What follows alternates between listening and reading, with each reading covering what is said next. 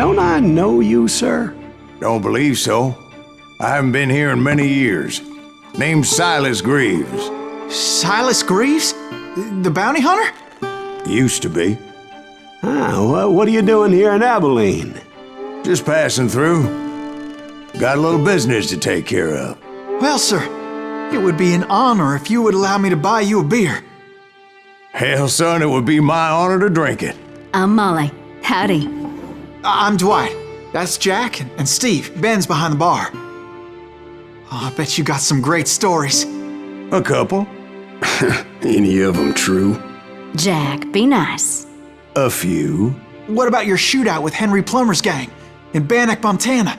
Is that where you started as a bounty hunter? That's what it says in this here dime novel. Don't believe everything you read in them dime novels, boy. First man I hunted was back when I was riding with Billy the Kid. You knew Billy the Kid? Damn right. That scrawny son of a bitch had no fear. Wouldn't back down for nobody. I heard he collected the 10 stars off any crooked lawmen who crossed him. It was a war, boy. The Lincoln County War. And Billy promised his regulators would take the life of every bastard who helped bushwhack John Tunstall. Kid had a big chip on his shoulder and a hair-trigger temper. Made him dangerous as hell.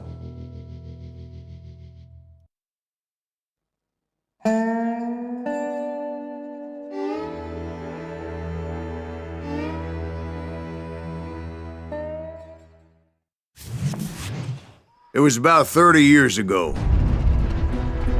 Billy was hiding out in an abandoned farm near Stinking Springs. I threw in with the kid because the man I had sworn vengeance on was riding with Billy's enemies. But before I tell you why I want that sumbitch dead, let me tell you what happened that day. I was heading back to the hideout when suddenly I had this funny feeling. Funny, ha-ha? No, Steve. The other kind of funny.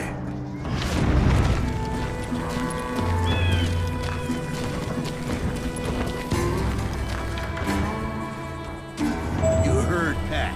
You need to stay here and keep an eye on the road. That's not fair. We're missing all the fun. I knew those two morons would never let me through. I had no choice. What the hell? Shoot that sumbitch!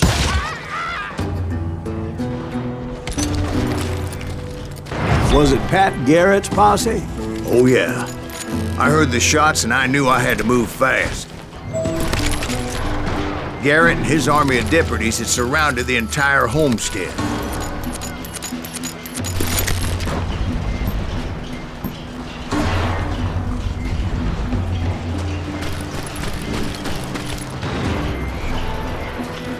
Fire at will! Spread out, God! They're coming from the rear! I decided to help Billy and the boys out a bit. So that's just what I did.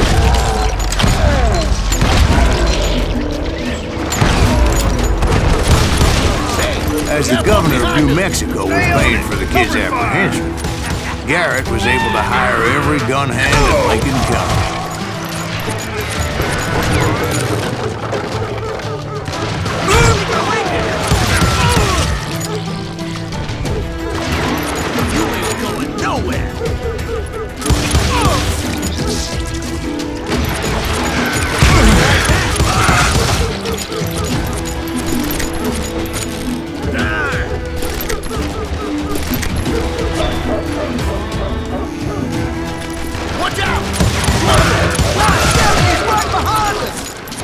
Garrett's men were running around like a bunch of chickens with their heads cut off. Send these sumbitches running!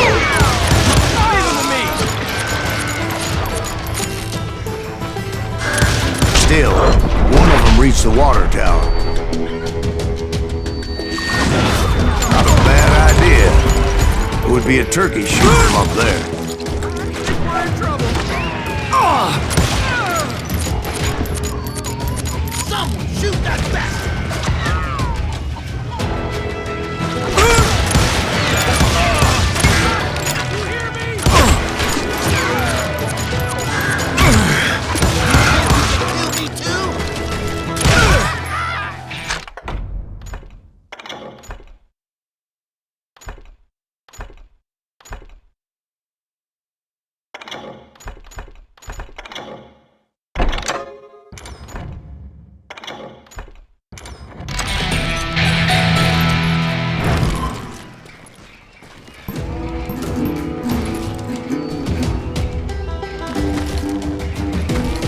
Luckily, these shooters Garrett hired weren't the sharpest tools in the shed.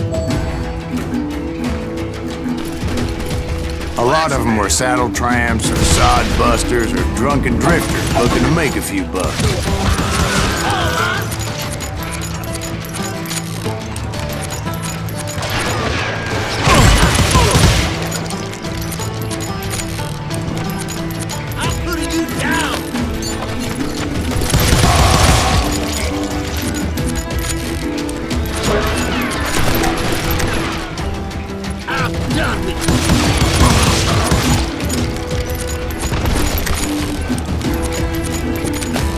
Then, I heard a friendly voice yelling at me from the window. Back door! We'll cover you! Try aiming! Watch your flank! Truth be told, things weren't much better behind the house.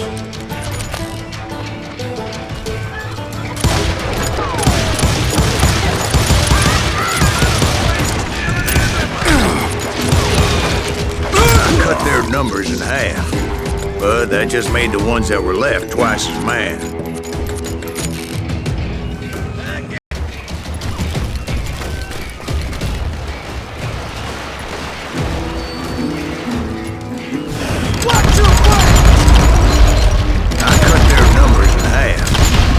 That just made the ones that were left twice as mad. They made up for their lack of skill with a seemingly endless supply of ammo. It was a bit of a slog, but I finally fought my way around the back of the house.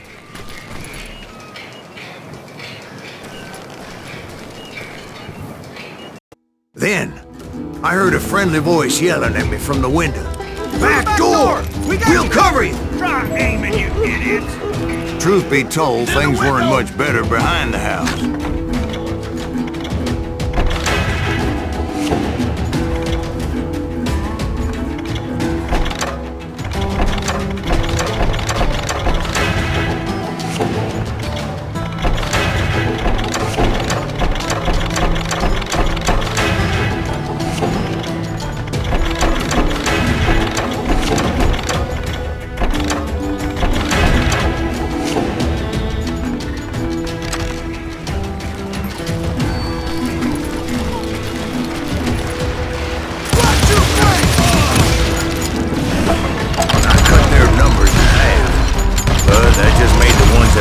Twice as mad. They made up for their lack of skill with a seemingly endless supply of ammo. It was a bit of a slog, but I finally fought my way around the back of the house. And like that, I was inside, none the worse for wear. I passed Dirty Dave, and upstairs I found Billy and Charlie Bolton.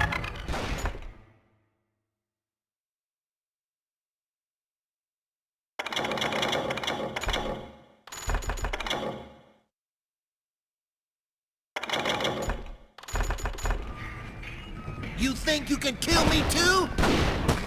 How about that? Huh? You like that?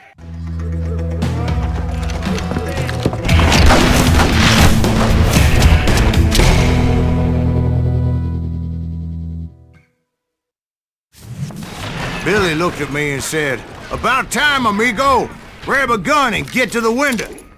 Wait, so you were friends with Billy the Kid? Yeah, sort of. Anyway, we were surrounded by dozens of deputized shooters who wanted to do us harm.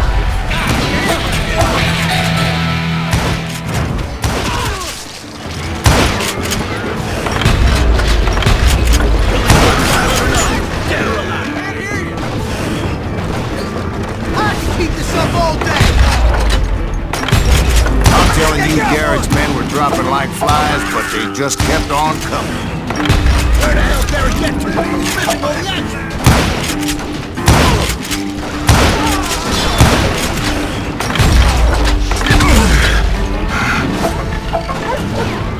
That's when Charlie got hit. "They're catching us in a crossfire," shouted Billy.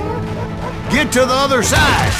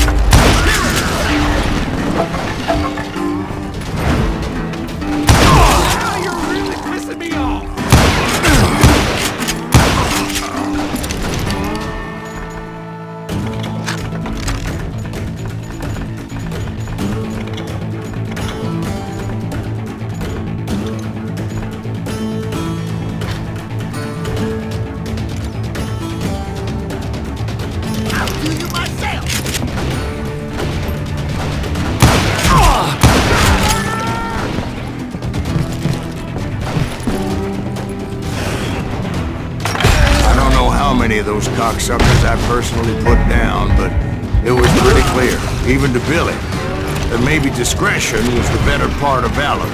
What's that mean? It means that it was time to cut and run. They got a Gatling, Billy shouted. Get the horses and bring them round back. I'll draw their attention.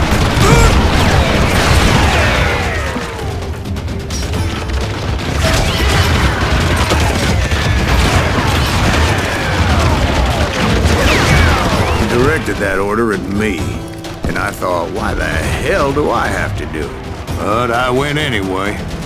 Dumbass that I was back then. Those poor sons of bitches are Many done would have for. fled in my place. But I had that false sense of invincibility that many young men have. Like Jack here. What are you saying, old man? Jack is just Joshua. Yeah, he better be. Mr. Greaves, please continue. Please, call me Silas, man. Now, where was I? You were heading for the barn.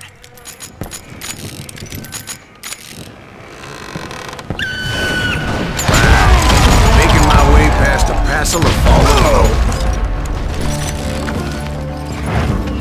Sounds like Garrett hired a whole regiment of hired guns. Yeah, and just when I thought I was done with it, more of these hapless bastards would pop up. Finally, I had the stables within my reach.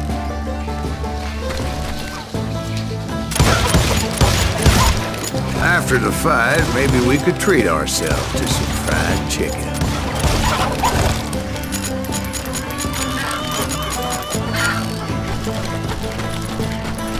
And that's when I met Sheriff Pat Garrett.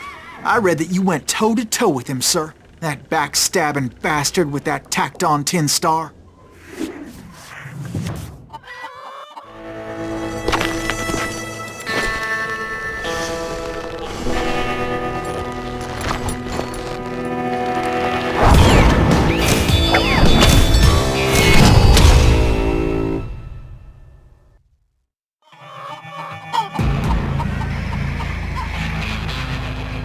You challenged him to a showdown.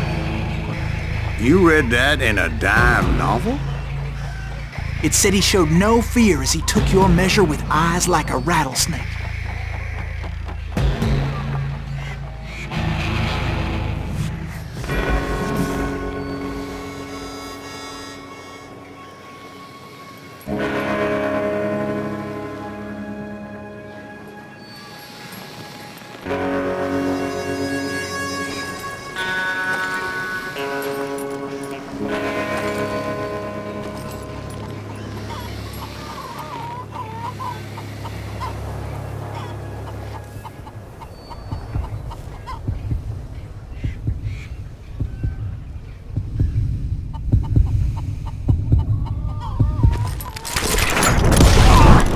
And that you killed him in a fair fight.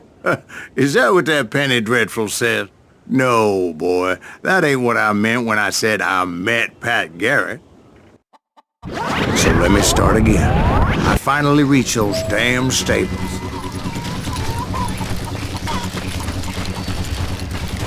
And stepped inside, and bam! Last thing I heard was Garrett's voice. That's not Billy. And go on, how did it end? And, boy, that was just the beginning.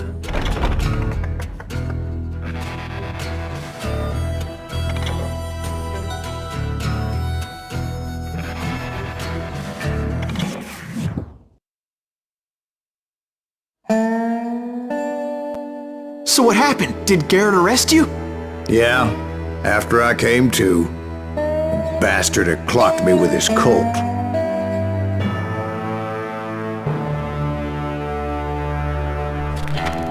And the kid surrendered? When he realized there was no getting out of there alive. So they locked you up in Lincoln? Indeed they did. Sentenced me to hang right along with the kid.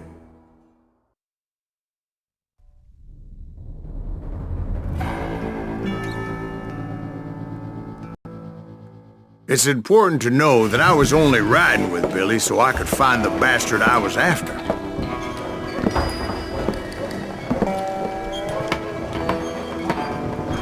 He was with John Kinney's gang, and they were sworn enemies of Billy's regulators.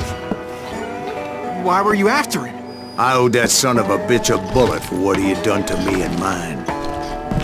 Instead, all I got for myself was a goddamn death sentence.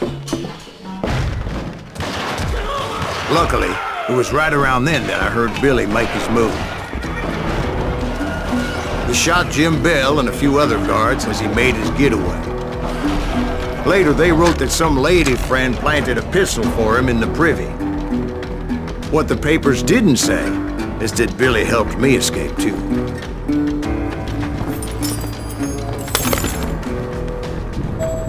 My first order of business was finding a firearm.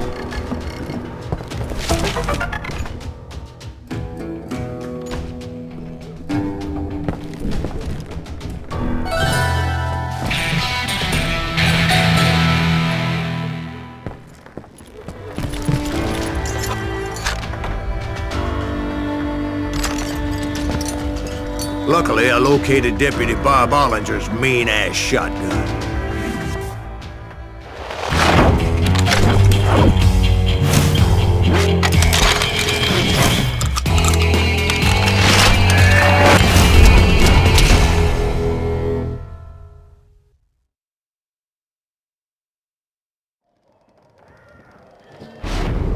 I saw Billy through the window, and he yelled that I should take to the rooftops to make my escape. So I did. Anybody see Billy? Shot Jim Bell! Hell yeah. That scattergun was like a double-barreled howitzer. It could blow a man clear off his feet. You hardly had to aim the damn thing. Guards were everywhere looking for him. Can't let the kid get away! Oh my God! Anybody see him?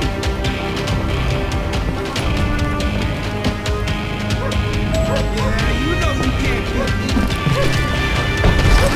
I had to jump from roof to roof like a damn alley cat. I followed the planks where I could, but some of that wood was slippery as hell. The whole town was up in arms. And suddenly, I was a fugitive. How the hell did this kid escape? Garrett's gonna kick our ass! Can't have gotten far! So that bastard you were after, what did he do? He did me and my family a grievous harm. But I knew if I was ever gonna find him, I would need to get my ever-loving ass out of there.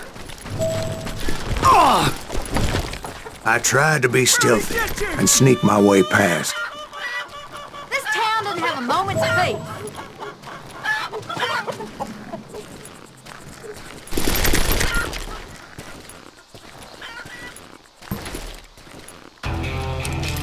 You! But hell if they weren't all waiting for me.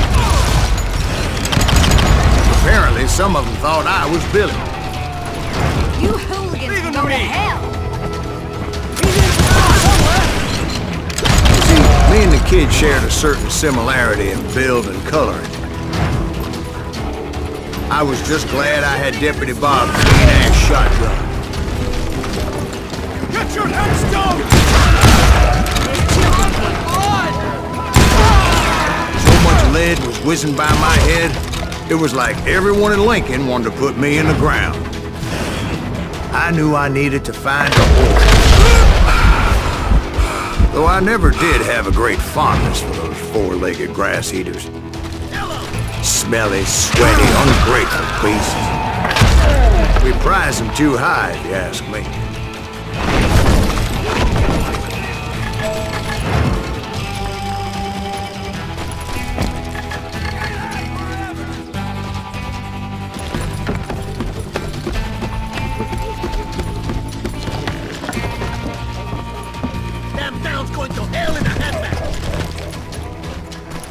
But where was the kid while you were busy getting shot at?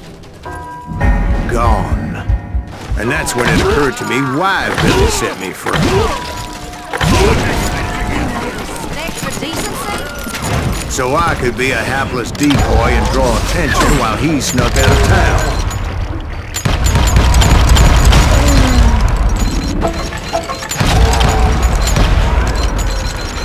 I knew if I made it out of there in one piece, no one would put a price on my head. Because everybody in Lincoln would be dead? No, because they all thought I was Billy. And all that blame would fall on him. We're gonna be a deep shit with this. I'm your dog! How the hell did he get away?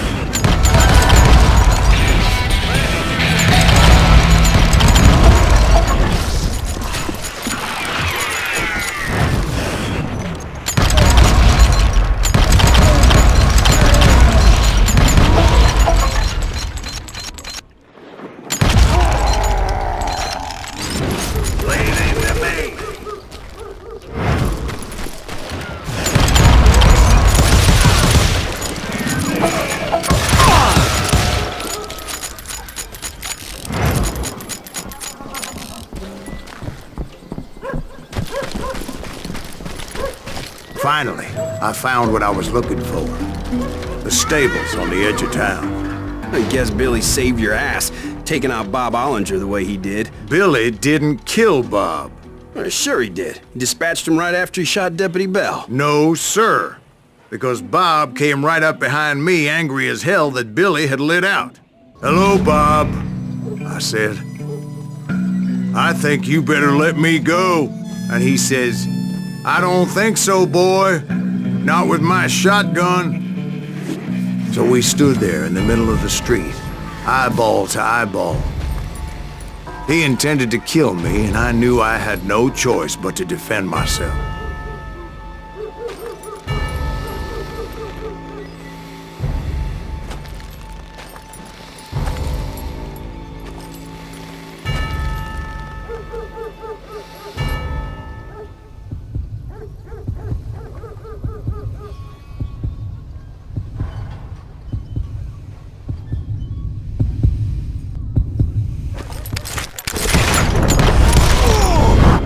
I killed him in a fair fight. Everybody saw I had no damn choice. Well, Lincoln got a mite depopulated that day. Pat Garrett gunned down Billy 3 months later, so his escape was all for naught anyway.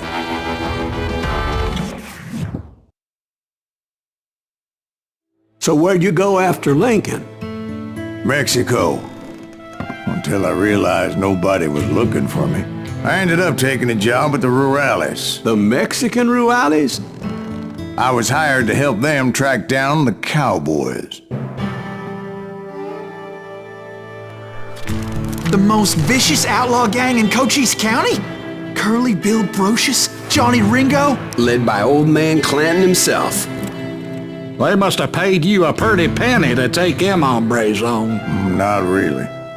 But truth be told, I had my own reasons for going after those boys.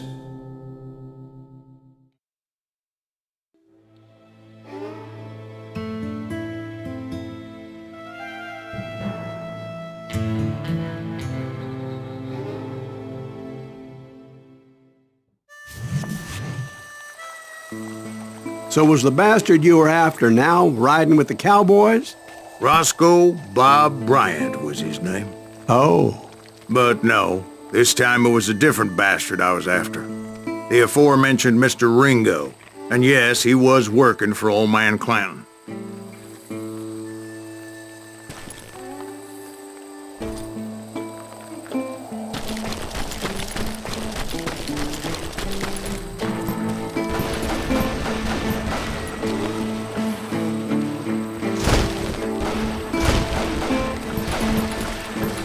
Where's he going?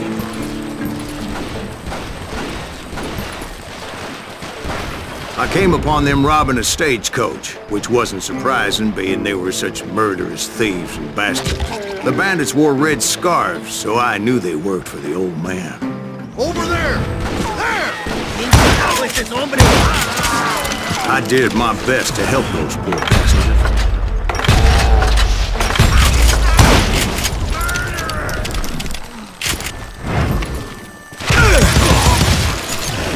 Moments later, the attackers were dead, and I checked the stagecoach to see how many passengers were still breathing. None. It was then I wondered if the rocks weren't hiding more bandits. Was that all of them? Or did I just hit the rear guard? I quickly got my answer. They attacked from on high like Apaches often did. They would appear in great numbers from above and rain down lead on their hapless enemies' heads, making use of the high ground and whatever else they had. Yep, the Apaches always appeared out of nowhere, and there never seemed to be an end to them. Hold on, were you attacked by Apaches? What happened to the cowboys? Did I say they were Apaches? I said Clanton's cowboys attacked me Apache style. I was in a pitched battle, but I was holding my own against an overwhelming enemy force. See, at the time, I was still pretty green, but often blunder into regrettable situations. But I just kept shooting at anything I could see up in those damn rocks. I didn't see Ringo, but I knew he was with the cowboys. He and Roscoe Bob had done me a dreadful wrong, and I was determined to have my revenge. But to get to Ringo, I knew I'd have to fight my way past these other assholes first. Unfortunately, I was running out of ammo. Another perfect example of my relative inexperience as a hunter of men. I immediately knew that a tactical retreat was called for, as my vengeful fury was much less impressive without the bullets to back it up.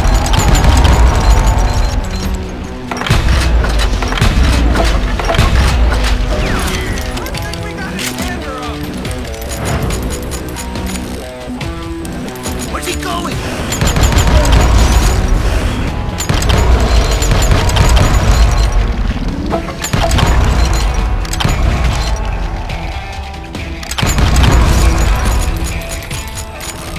Finally, they managed to corner me. Trapped as I was, the odds of my survival seemed pretty slim.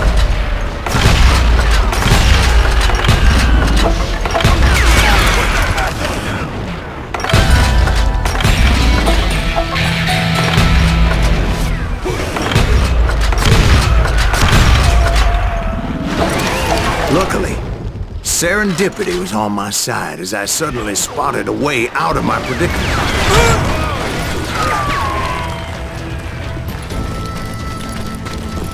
Stand and fight, you coward! I ran ahead as if the devil himself was after me. Bullets were whizzing by my ears, but I wasn't about to roll over and die. I just kept running like there was no tomorrow. Because there wouldn't be if Clanton and his men caught up with me. As I was scurrying around those caves, I thought, what was I thinking? Going up against a gang like this?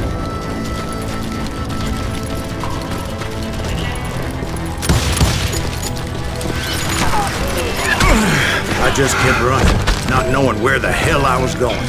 And that's when something miraculous happened. Like manna from heaven. I found the desiccated remains of what looked like an Apache warrior. The old weapon next to him supplied me with some much-needed ammunition.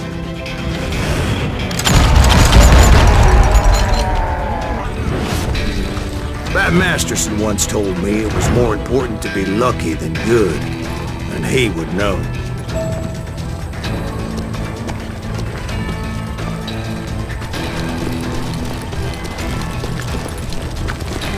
And imagine my surprise when I found a fistful of dynamite to go along with that ammo.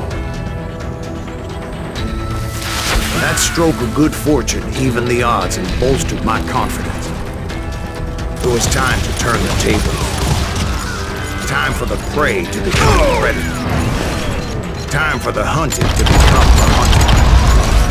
Time. All right, Jesus, we get it. They were right where you wanted them. That's right, Jack. I was done running. The old man's boys were not expecting that. No, sir.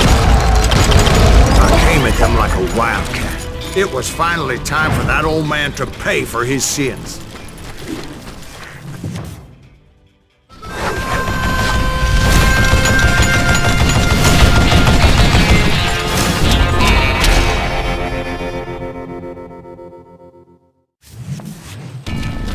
I yelled out at the top of my lungs, "Clanton, I'm coming for you!"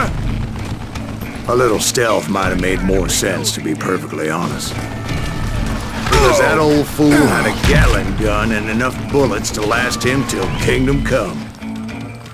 But I knew I could not let that deter me. Not if I was to find and kill Ringo.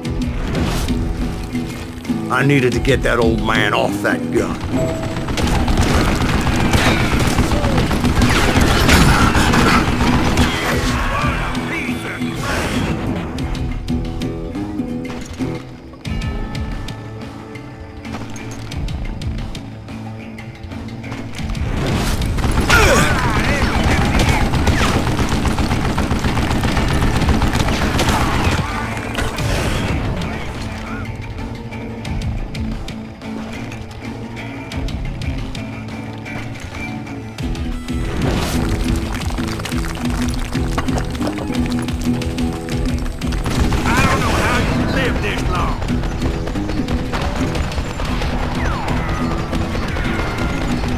Most everyone thought it was the Ruales who had come up against him in Guadalupe Canyon, but it was just me.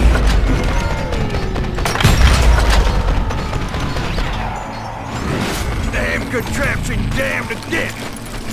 Oh! Apparently, one of the cowboys made it out of there alive and told Ike and Billy Clanton that it wasn't a Mexican who took their father's life that day.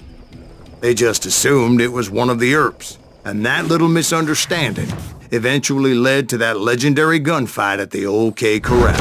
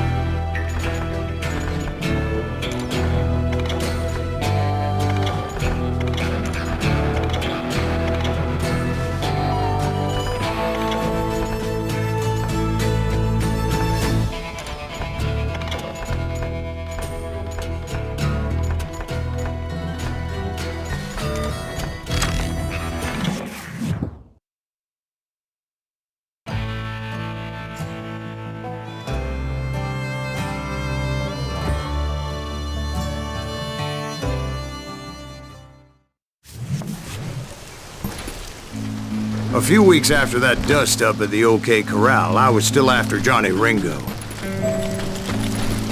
I had tracked him and the cowboys to their hideout at a sawmill, and they were loaded for bear. So, what exactly did Johnny Ringo do to piss you off? Well, him and that other bastard.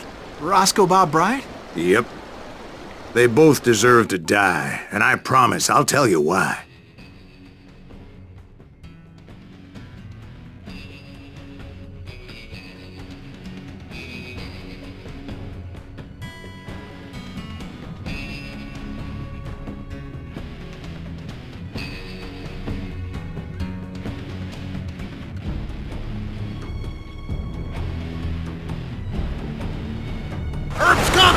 Get ready, boys. First, I need to tell you about the Cowboys' new boss, Curly Bill Brocious. Somebody kill him!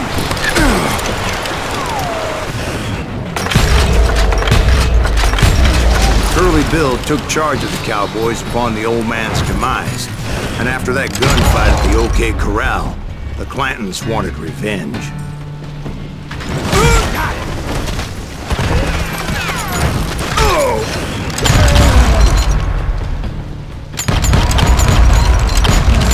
So they murdered Morgan Earp and grievously wounded his older brother, Virgil.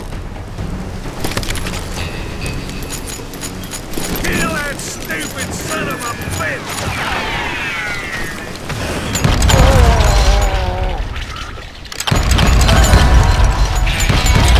Wyatt and Doc went on what became known as the Vendetta Ride, hunting those outlaws down. So when I showed up, that's who they thought I was.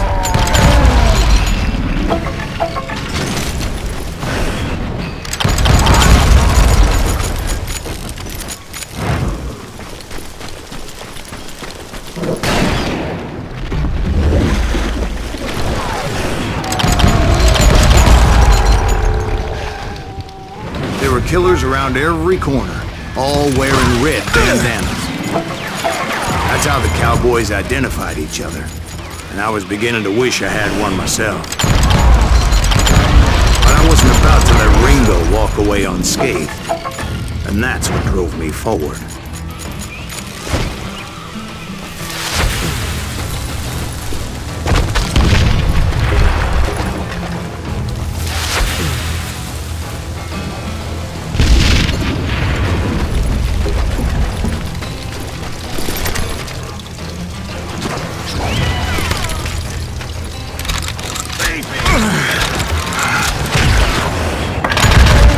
They say that Ringo was incredibly fast.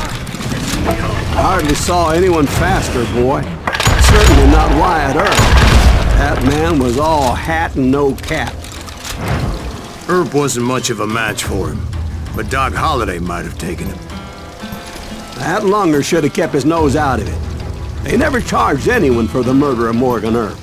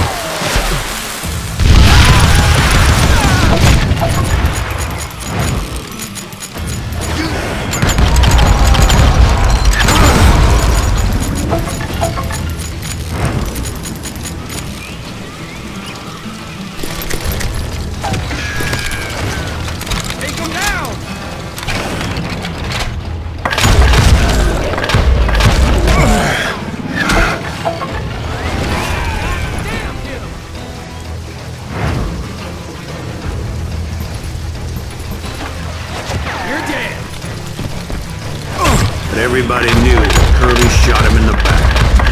That was common knowledge. Yeah, maybe so. But Ringo had nothing to do with it. He was just being loyal to a friend. Is that what you call it? Being loyal? Well, to get to that loyal friend, I had to pass by some buzzsaws as big as a man.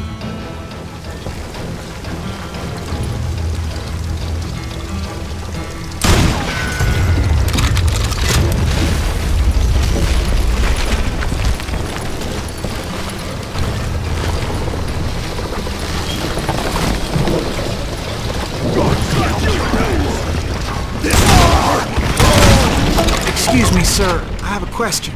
What's that, Dwight? After old man Clanton died, why didn't his son take over the Cowboys?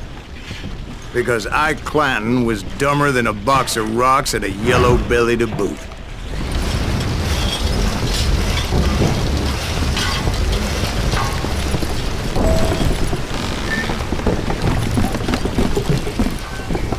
Now, where was I?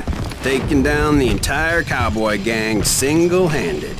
Indeed I was.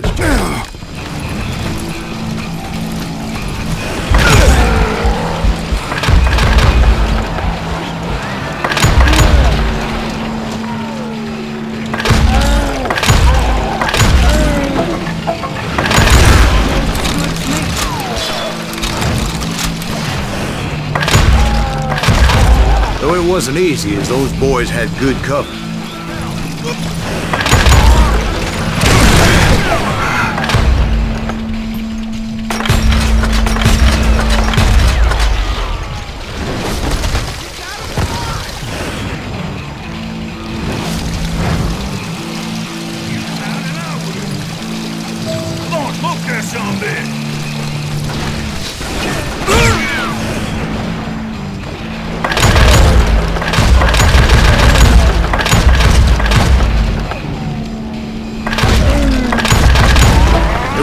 Everywhere, piles of lumber, and God knows what else for people to hide behind.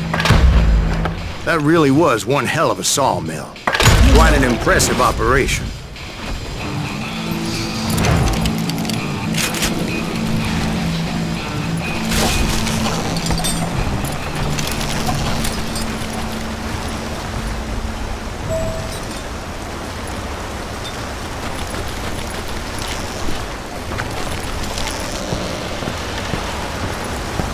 And where was Curly Bill? Did you see him? I'm about to get to that, Ben. Patience. I'm painting a picture here. There was this beautiful waterfall and a crystal clear stream that led to a verdant valley that was truly... Consider your picture painted. What happened next? Well, finally the bastards that were still alive made a last stand.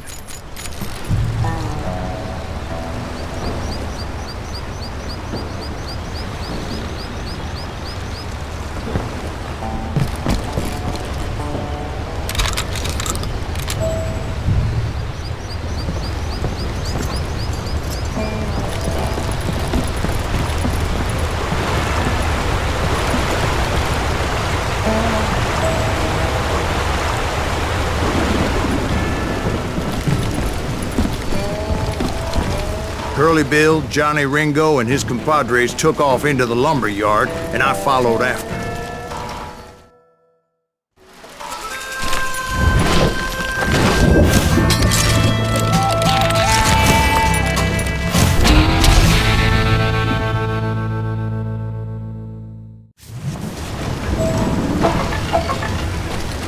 Are you saying they ran? Cowardice was not in Ringo nor Curly Bill's nature. No, sir. I never said they were running scared. They just wanted me to know. Time to dance with the devil! You working for Wyatt Earp? Did that sumbitch Earp send you to kill me? Brocious gave me no choice but to take his life. But Ringo was nowhere to be found. I knew you didn't kill Ringo, because he was found dead in a different location altogether. To this day, his killer is still unknown. Indeed. Took me a few months before I finally tracked his ass to West Turkey Creek Canyon.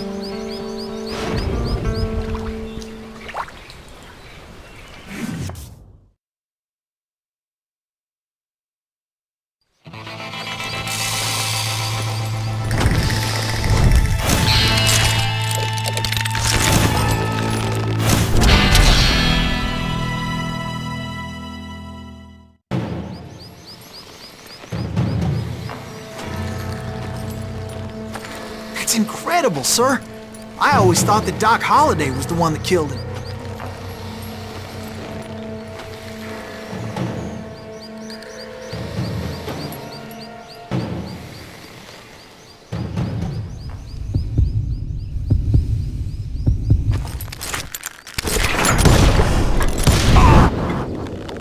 Sorry I had to ruin the legend for you, boy. But the legend ain't always true. Doc Holliday had nothing to do with the death of Johnny Ringo.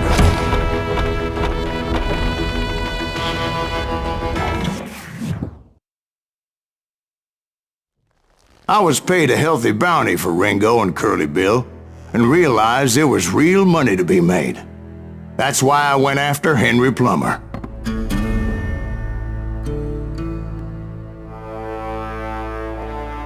Now, wasn't he the sheriff who augmented his income by shaking down miners and robbing gold shipments? That's the one. Oh yeah, I remember him. He ran that gang of thieving outlaws called the Innocents. So it's true that you went toe-to-toe with him? Indeed I did, son. Indeed I did.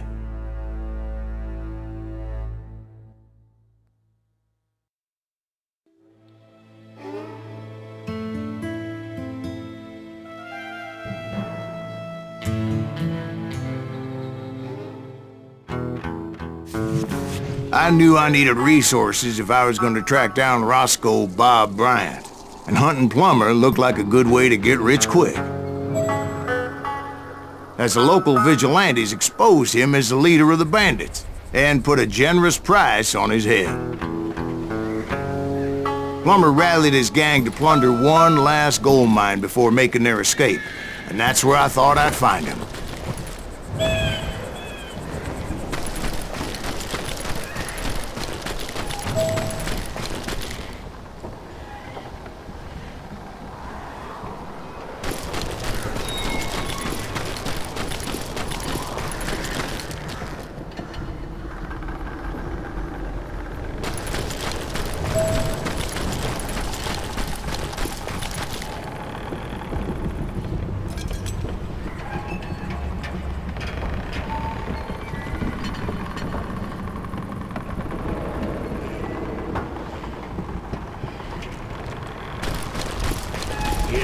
nervous standing so close to all these goddamn barrels of gunpowder. Why would you be nervous? No one has the cojones to come after us. As long as you don't light up a cigar, we're fine. Besides... My late father pointed out to me more than once. God made men. Samuel Colt made them equal.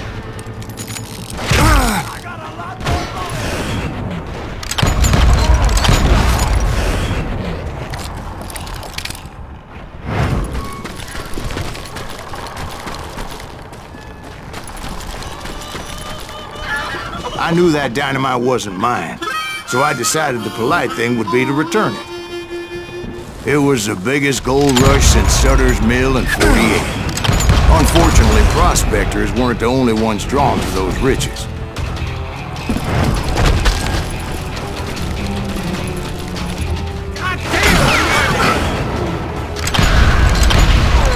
There were thieves and killers, robbing travelers and hijacking gold shippers.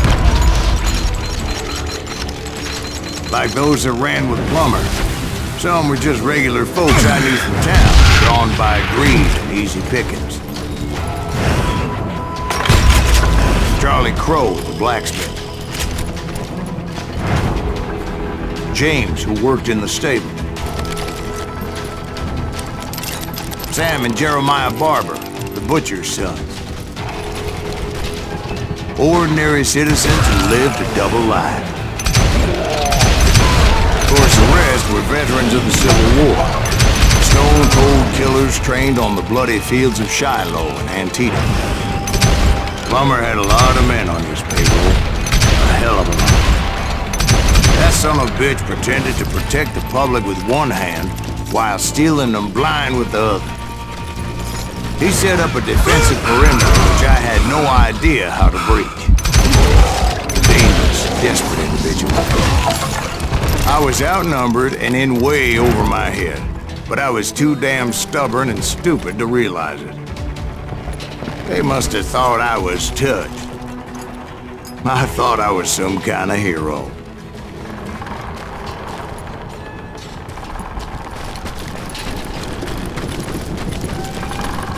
I finally made it past and headed on to meet my destiny.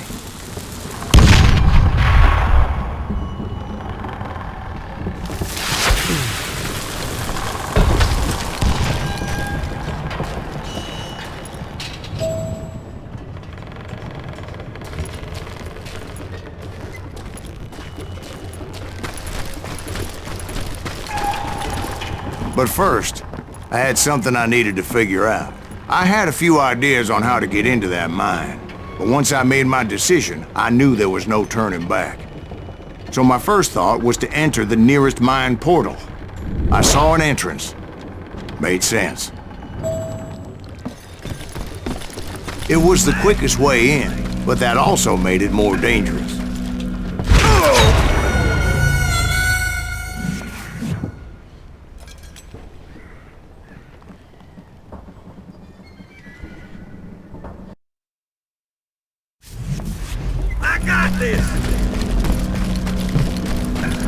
As there would undoubtedly be enemy pickets posted along the way.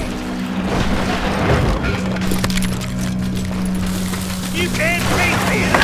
Besides, once you enter a mine like that, it's easy to get all turned around. Some of those shafts could be as deep as hell.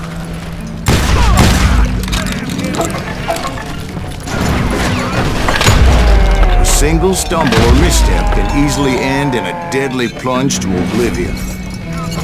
To die like this!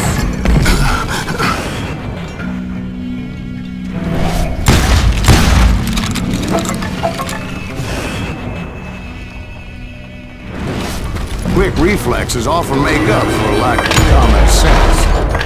Luckily, I was never one to be easily bushwhacked. I would just need to be careful not to blow myself to kingdom come. With all that gunpowder and dynamite everywhere, a body has to know what he's shooting at. God damn you!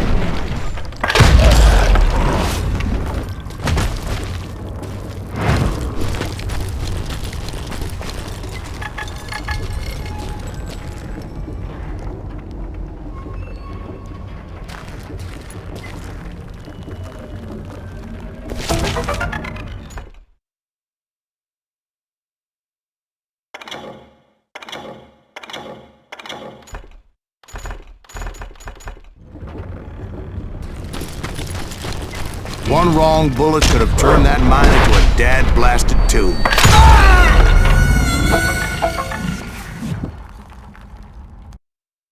Take him!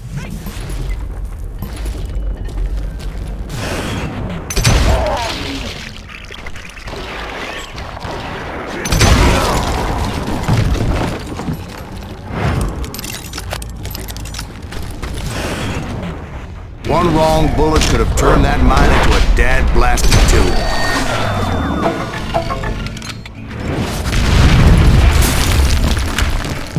I freely admit that my plan of attack was not just moronic, but clearly insane.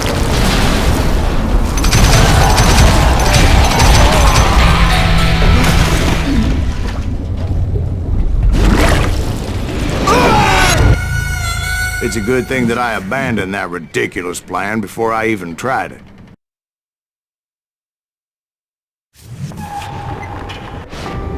Instead, I spotted a ladder, a way into the mine from the opposite side.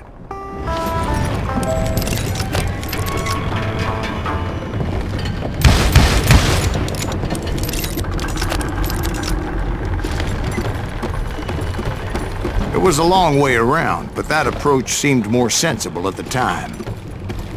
Of course, being I had a problem with heights, that scaffolding scared the bejesus out of me. Climbing down that ladder required some caution, because even though I had a younger man's reflexes, no man can dodge a damn bullet while climbing down a rickety ladder. I needed to make a leap of faith.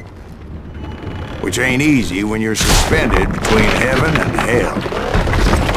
I was determined not to give up, however. That Sheriff Plummer seemed quite the despicable character. When the vigilantes discovered what the sheriff was up to, people were outraged. That 10,000 they put on his head would go a long way to helping me find old Bob. And I had made it my mission to settle that score come hell or high water. But first, I would have to make a choice. Take the elevator or climb the ladder.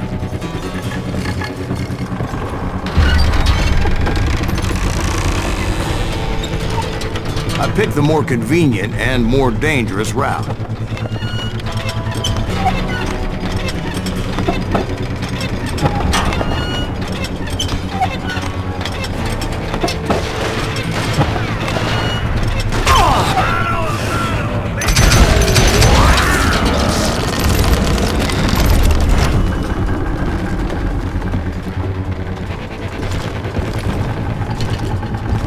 Plummer was a mad dog killer, and the people of Nevada City deserved it.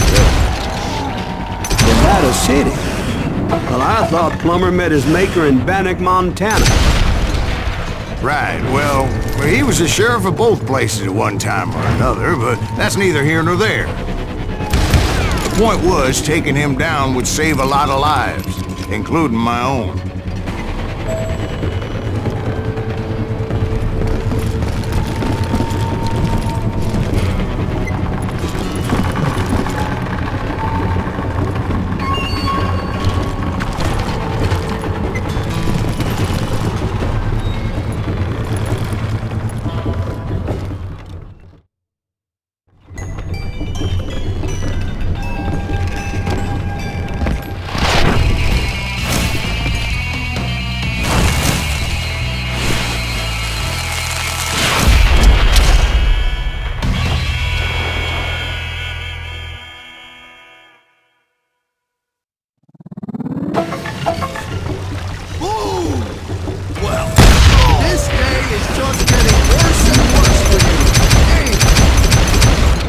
Plummer was clearly unhinged, and I could see right away that this was gonna take some doing. God damn! I said you could throw dynamite! Come on, boys! Take this cocksucker out!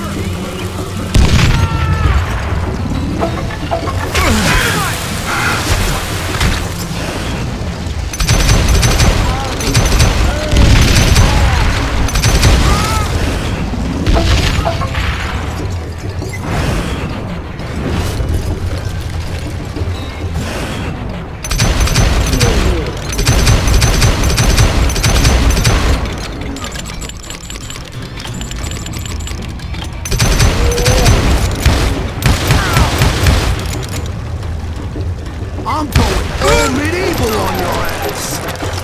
That's this, you son of a... So that's how Henry Plummer died. Him and his crew were worth their weight in gold. And now, I was officially a bounty hunter.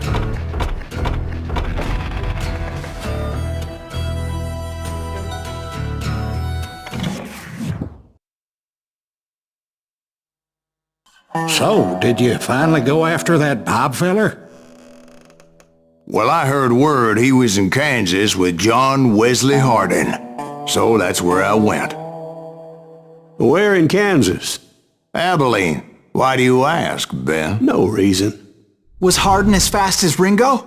Ringo was fast, but John Wesley was as fast as the devil himself.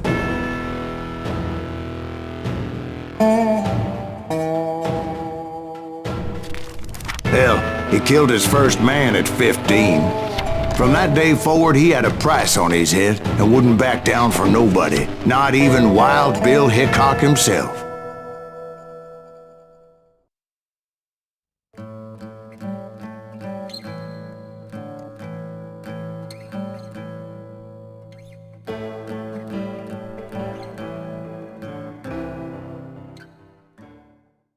I dodged death many a time, and that night in Abilene was no different.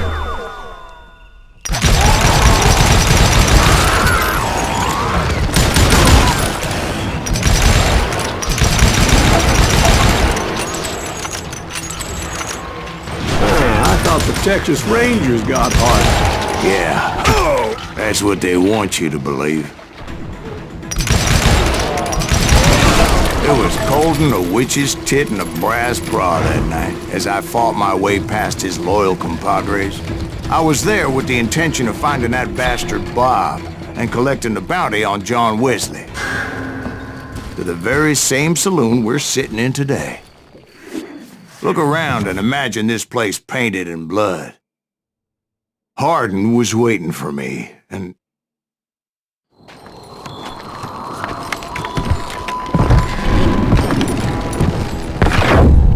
Wait, I'm jumping the gun here. Let me back up and give you some background on this sumbitch. He deserves that much. Don't you think so, Ben? John Wesley Hardin was a killer. By the end, he confessed to taking the lives of 42 men. Fathers and husbands, brothers and sons, men with families who cared about them. Families who put up money in hopes of finding justice.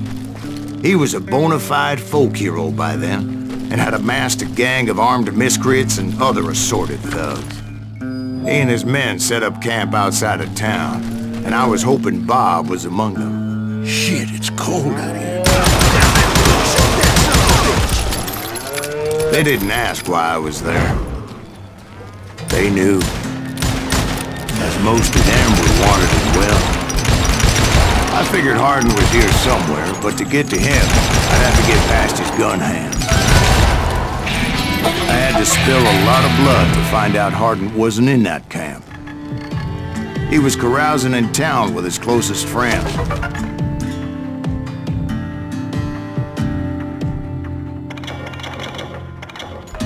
Hardin's boys apparently didn't want me to reach the Bull's Head. Some were hightailing it into town to inform their jefe of my unwelcomed presence. Yeah, you know you can't beat me.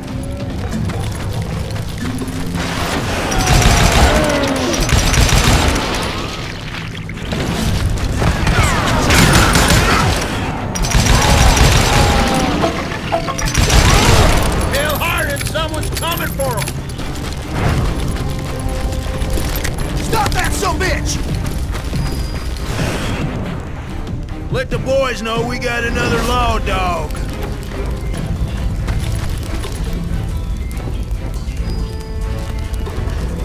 That's right. Run!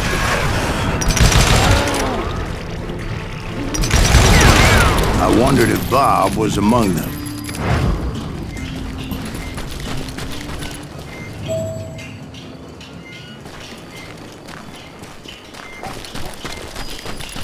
And I steeled myself for the fight ahead. For as good as I was, deep down I wondered if John Wesley wasn't just a little bit better.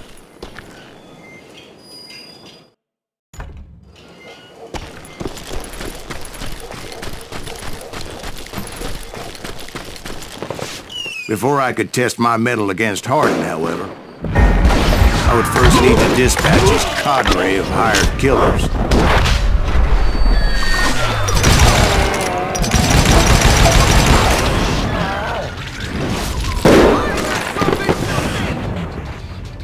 Most of these degenerates were beyond redemption, but John Wesley might have been a different story.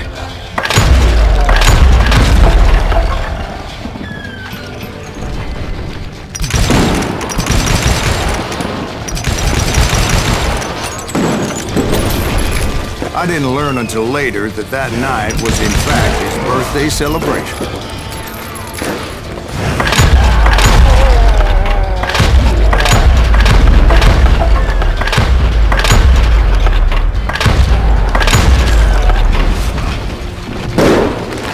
I think I already mentioned that I found Hardin in this very saloon. Suffice it to say, nobody there was happy to see me. In fact, I felt a certain hostility.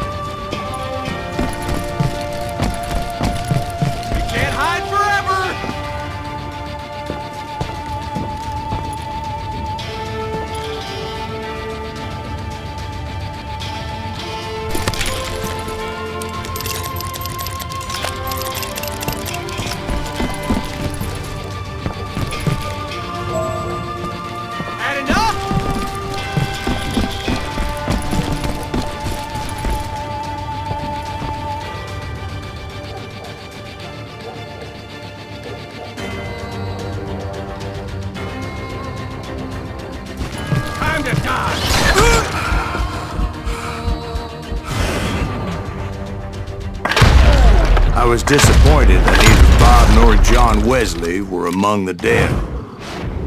But that was short-lived, as a moment later I was facing down the fastest gun in the West.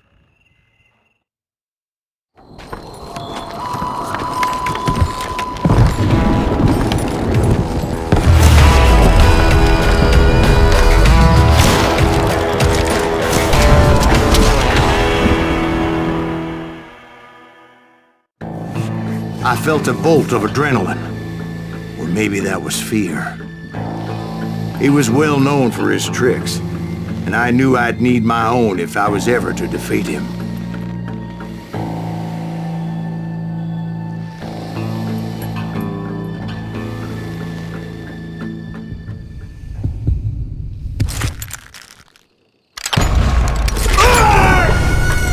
No, wait!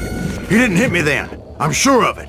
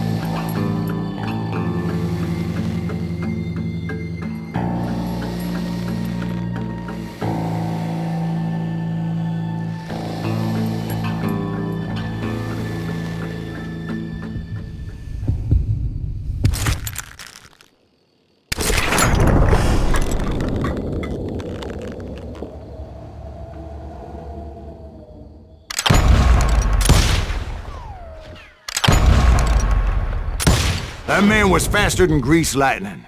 But being inebriated as he was, he didn't count his shots. And now, he was at my mercy. So he didn't die?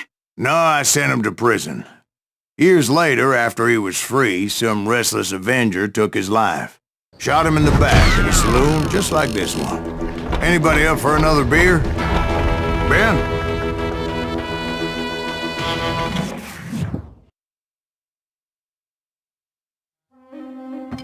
Thank you, darling. Yeah, some say revenge is a dish best served cold. So whatever happened to that Bob guy you were after? Personally, I'd like to hear some of your other adventures. Like, I don't know, did you ever go toe-to-toe with a red man?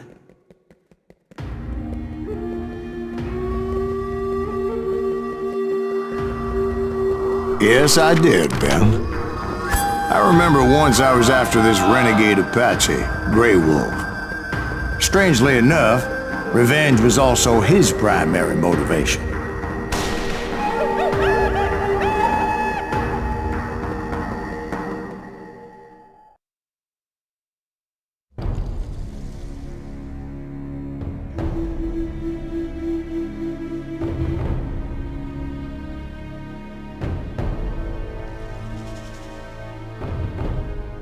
A bounty was put on Grey Wolf's head, and that's how I came to hunt him in the mountains. Mountains so high they tickled the nether regions of heaven.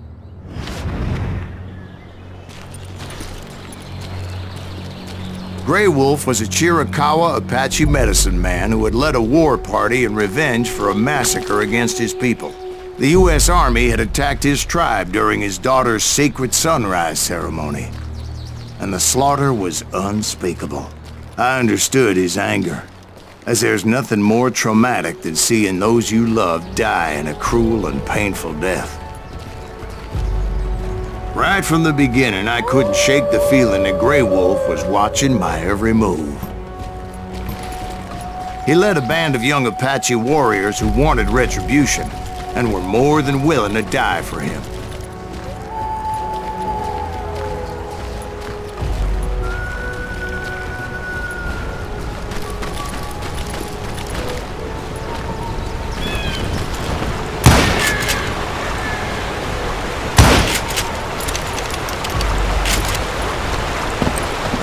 They saw me before I saw them.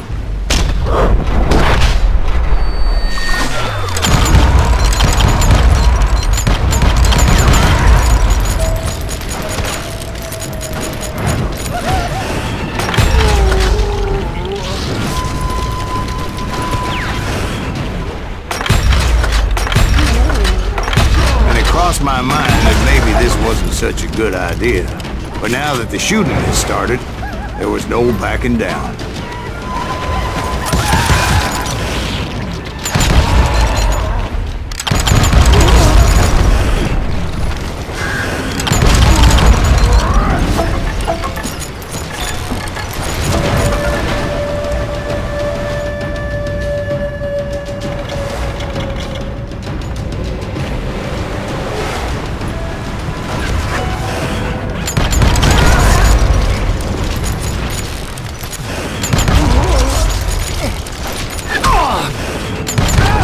It was rugged country, the winter home of the Chiricahuas, and that's why they had retreated there.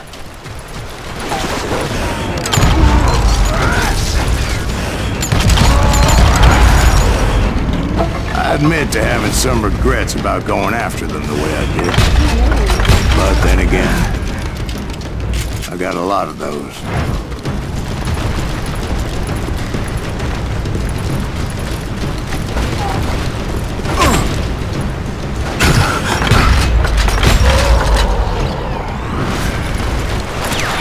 Did you find Grey Wolf?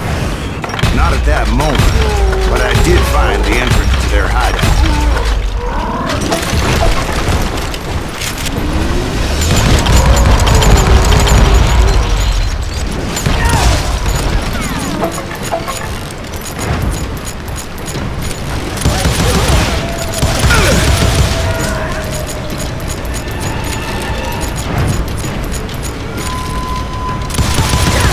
deep crevice that led to a deeper cave. Don't tell me you went in there. Yeah, but it's not out of bravery so much as pure, angry cussedness.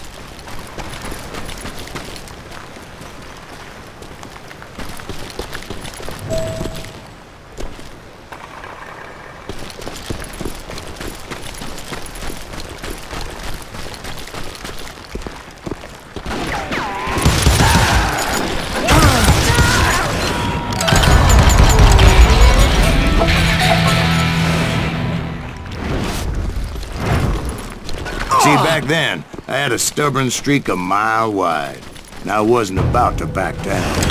So it was like pitch black in there? Actually, it was pretty well lit, as they had torches on the walls.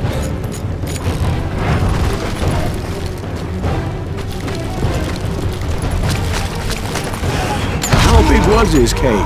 Big as hell, Ben. Chiricahua had hid out there during the Indian Wars.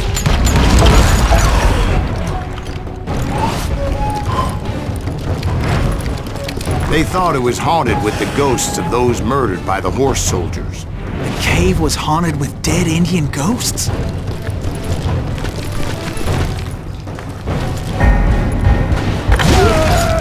To be honest, I was more concerned with the live ones than the dead ones.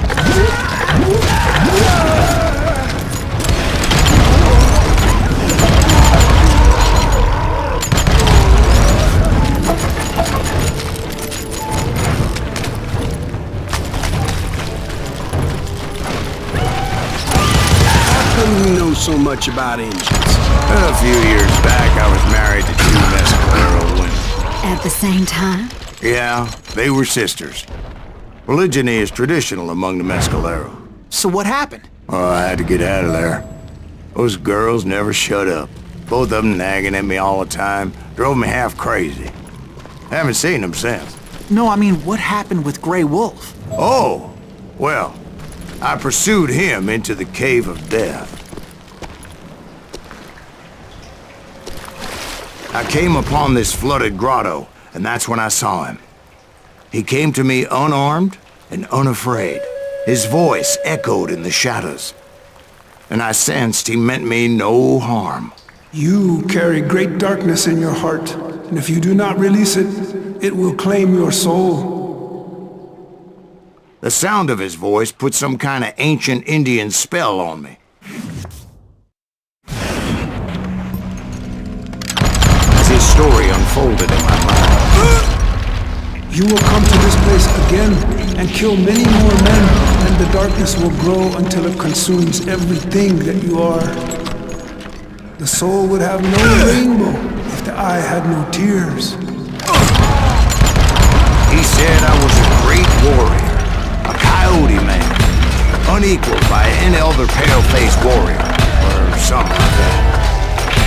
The snakes will bite shadows of your past until a venom poisons your heart, and an echo of the song of the dead summons the spirits deep from within the mountains. I didn't quite get what he was saying, but there was definitely snakes. And indeed, his warriors surrounded me and attacked me like hungry wolverines. They couldn't stop me, though, and Grey Wolf wasn't in the mood for idle talk.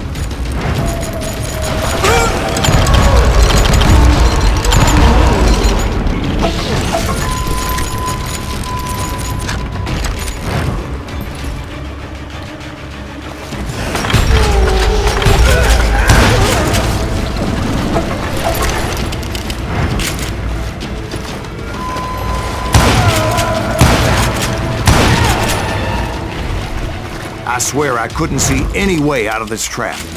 But suddenly, one just appeared. Kinda like a miracle.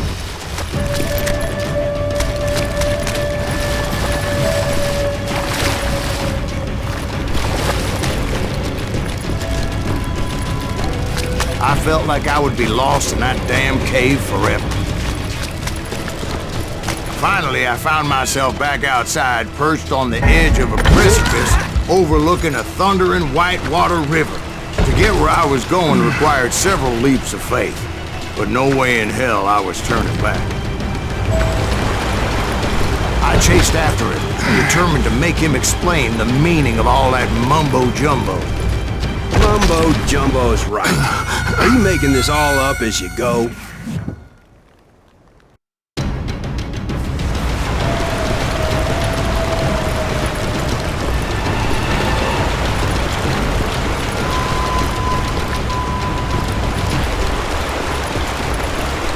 There were dozens of Apache warriors aiming at me from on high. Dozens? Well, maybe not dozens, but there was a lot of them. At least 3 or 4. Well, more than that, little lady.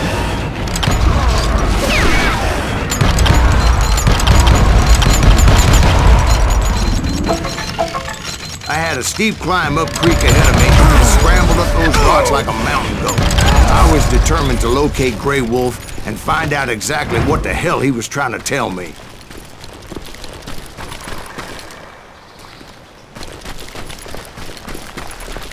And wouldn't you know it, that crafty son of a bitch led me right into a trap.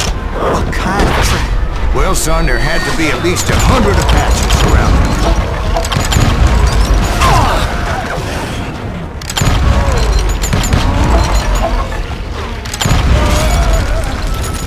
100?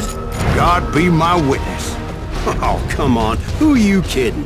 Hey, I believe you. Come on, tell us how it ended. All right, but I'm not gonna drag this out. Where were we? You were surrounded by 100 Apache warriors. Well, I didn't take the time to count them exactly, but there were a lot of them.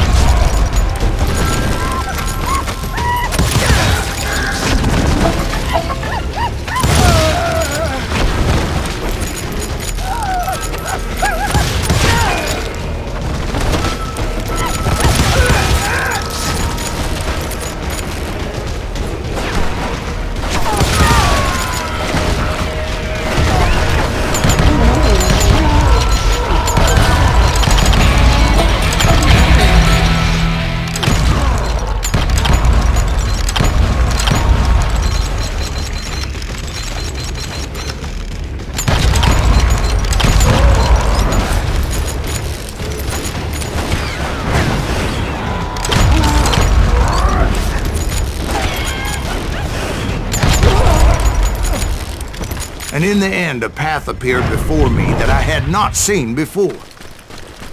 I followed it as I desperately needed to find out what Grey Wolf was trying to tell me. But it was like that son of a bitch disappeared into thin air.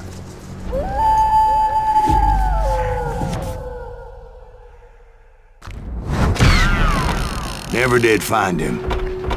And never did collect my goddamn bounty.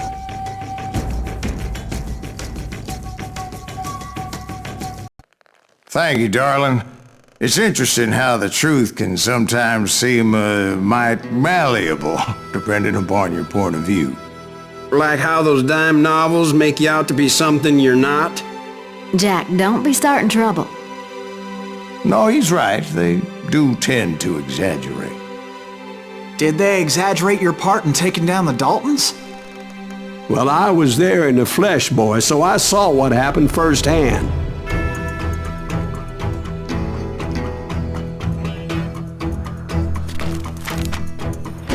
Those Daltons were lawmen once, before they all went bad, robbing banks and trains clear across the territory.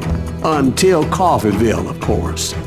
I was one of the citizens who took up arms that day. Fighting on the side of the right?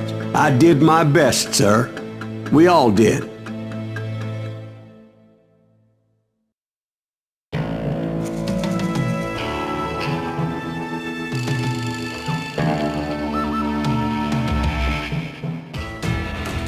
It was early morning. One of my friends was a local gunsmith, and he handed out firearms to anybody who'd take one. You see, it was early morning. One of my friends was a local gunsmith, and he handed out firearms to anybody who'd take one. You see, the Daltons got it in their heads to rob 2 banks at the same time. 2 banks on the same damn street. Kill that cocksucker! Story was Bob Dalton's girl was always writing about how he had no ambition. Oh, you're nobody next to Jesse James, she'd say. Finally, the bastard took his brothers to Coffeyville just to shut her up. Right. It's always the woman's fault.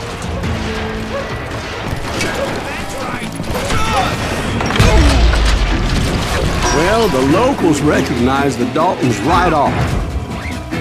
Before they could get away, half the town took up arms to defend their property. Their first mistake was pulling a job in their own damn hometown.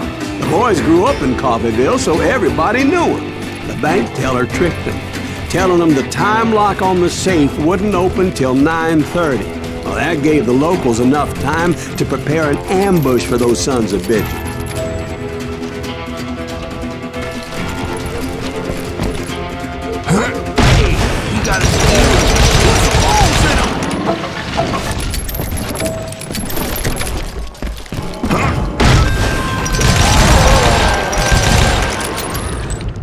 The brothers paid dearly for their stupidity, but everybody knows they had it coming. There's more to it than that. I read all about that day, so I know for a fact that it went down very differently. First of all, it was high noon. A posse of U.S. deputy marshals were on the rooftop across the street. Get ready, boys. They're gonna make a move. The lawmen had been tracking the Daltons for months. Now they finally had them dead to rights. Among them was a bounty hunter feared by many a lawbreaker. This man had no intention of letting the Daltons slip away. They met an adversary that day who had no fear and offered them no quarter. The marshals tried to get the Daltons to surrender. They'll give up eventually. We just gotta wait the son of a bitches out. This bounty hunter knew that the brothers were far too proud to ever lay down their guns.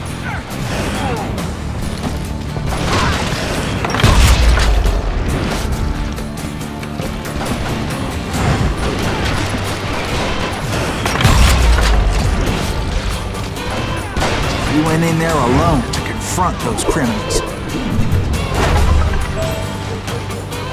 One of the marshals shouted, "Where are you going? Are you crazy?" Hey, where do you think you're going, dumbass? That rifle's mine. But he paid him no mind. He saw a way to get around to the back of the bank. Then he figured out how to hit the Daltons from a direction they weren't expecting.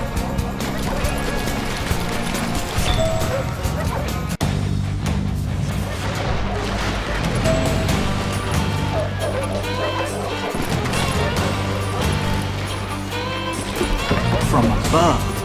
Fortunately, a water tower was right there. A moment later, he was climbing up a steep ladder, laughing in danger as he did. It was brave men like him who risked their lives to tame this wild country.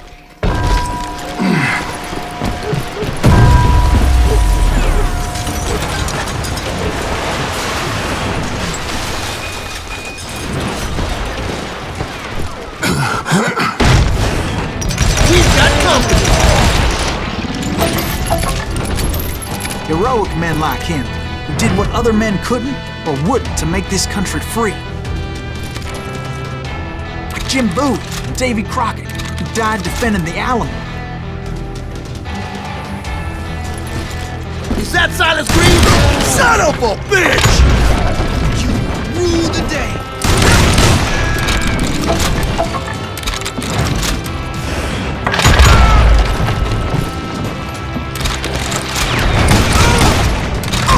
Me and you!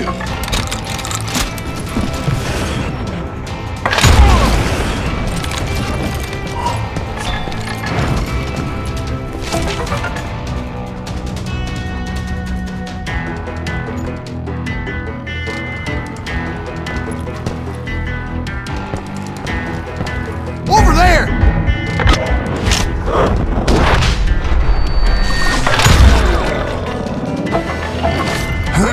Silas Greaves! What the hell? Blam! Blam! He came away victorious, taking down those thieving Daltons. His name was Silas Greaves, and when the dust finally settled, he was the last man standing. Sorry, kid, but that just wasn't the way it happened.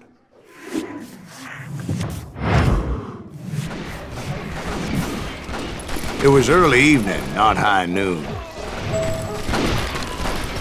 Let's just do this! Daltons blew up a safe, and were all set to hightail it out of there. I was late to the party, and Coffeyville was already up in arms. Those pathetic deputies surrounding the bank were dropping like flies.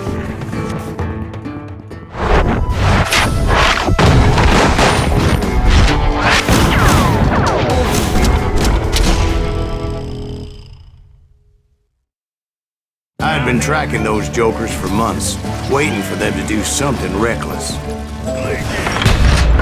And finally, they did. Those stupid bastards decided to rob 2 banks at the same time in the same town where everybody knew them. They still had friends in Coffeyville.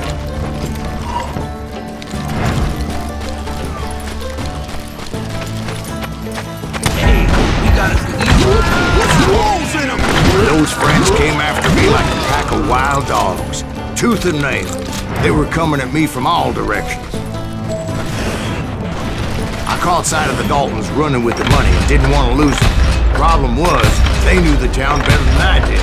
And to top it off, I found myself in the middle of another shootout entirely. Did the Daltons hole up in somebody's house? No, it was the Smiths, I believe. Ain't getting away They with were this. cousins of the Daltons. They were shooting at the Browns, who were shooting at the Daltons. Which wasn't any surprise, because those 2 families have been feuding forever. And since the Joneses are related to the Browns, they shot at the Smiths, pissing off the Heimhoffers, whose daughter recently married a Smith. Well, bullets were flying every which way as all the old feuds in Kansas caught fire all at once. There was a hell of a lot of pissed off people in Coffeyville that day. But that's just the way life is sometimes. Shit happens.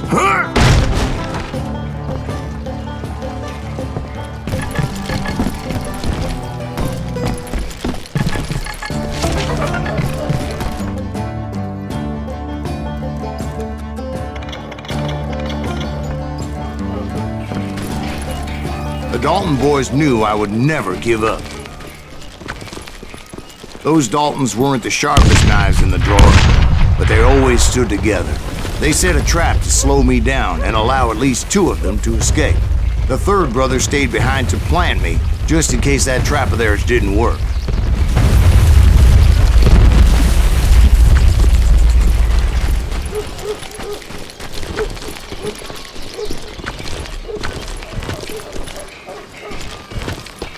It was Emmett, the youngest, and he decided to stand his ground and face me down. I ain't afraid of you, Silas Greaves. This is where it ends for you.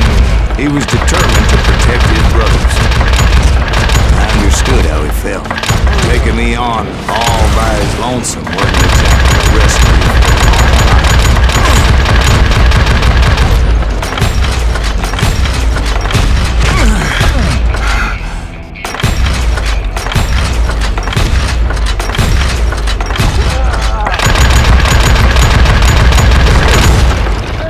But Emmett Dalton survived the robbery in Coffeyville. He's the only Dalton who did. They say he was shot 23 times. Well, Dwight, who do you think put all those damn holes in him?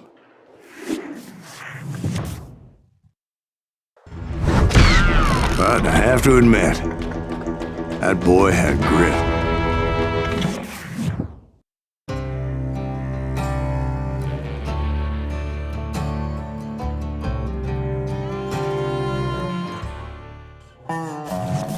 We'll get those suckers. It took me a couple of days to track the Daltons down. They can't get away with this! And in that time, a whole posse of local vigilantes offered to lend a hand. We'll track him to the ends of the earth. They seemed as determined as me to find those outlaws. But as we headed into those swamps, it was like I had my own private army. There was no way those boys were getting away this time.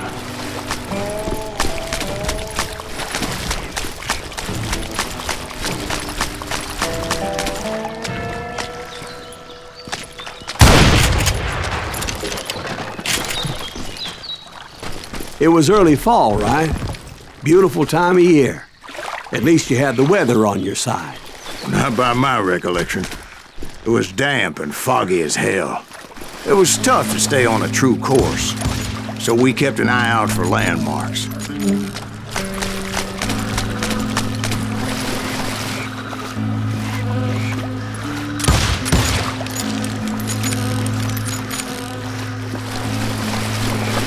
It was autumn.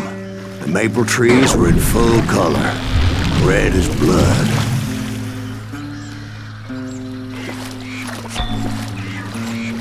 The rains that year were torrential, so the whole area was flooded. The vigilantes had spread out wide, and pretty soon I couldn't see anybody.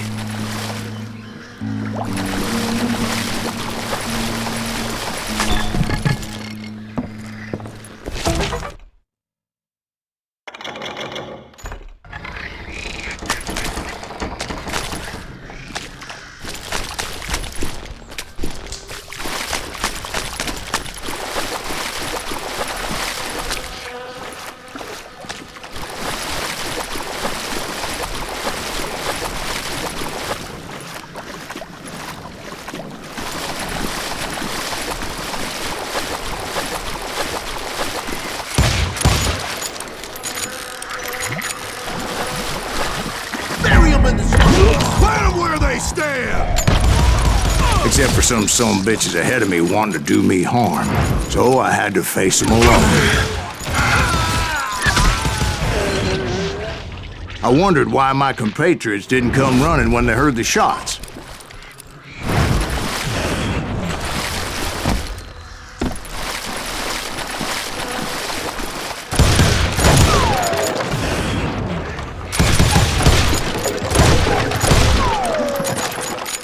So did you find the Daltons? Not yet, but I did have the questionable pleasure of meeting a few of their friends.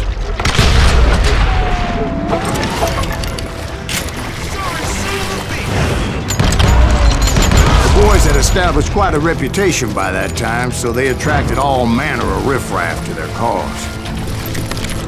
Ready to meet your maker.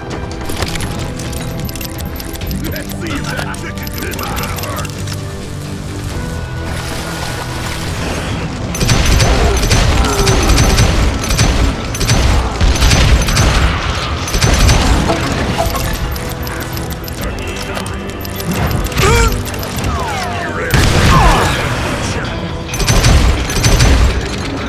Reinforcements was nowhere to be seen. Point being, I was under serious attack.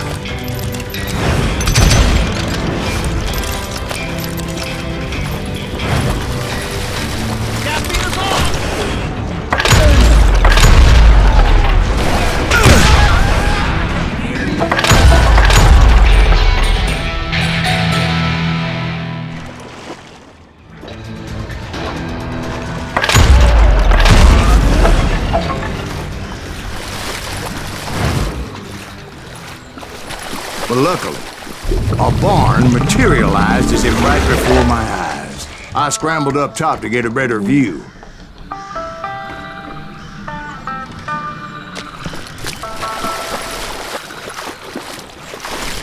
But just ended up falling inside. So, how did you get out? The barn doors was open. About right then, I saw some suspicious characters running through the bushes. Of course, I followed them. But that goddamn swamp was like a goddamn maze, and pretty soon I had no goddamn idea where I was. Steve? So I just started walking. And pretty soon, Steve? Steve! Huh? Oh, no, I'm listening. Indians surrounded me from all sides.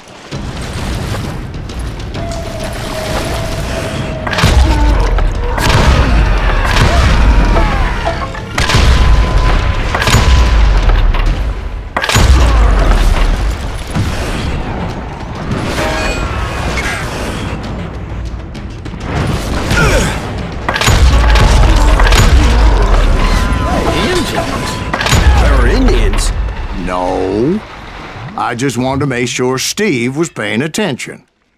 Now, where was I? You were following the Daltons through a swamp? That's right. See, Steve? Dwight's paying attention. Oh, I'm listening. I was just resting my eyes. So, where was I? The Daltons. Right. See, there's a reason so many outlaw gangs are made up of brothers. Being a brother is a very sacred thing. It's a bond like no other. Stop that, son bitch! There he is! So did you ever find the damn Daltons? Not yet, but I did find a few of their cousins. You Kansans breed like rabbits. More Smiths or Heimhoffers or who knows what. But hell, what's more important than family? I bet Ben knows what I'm talking about.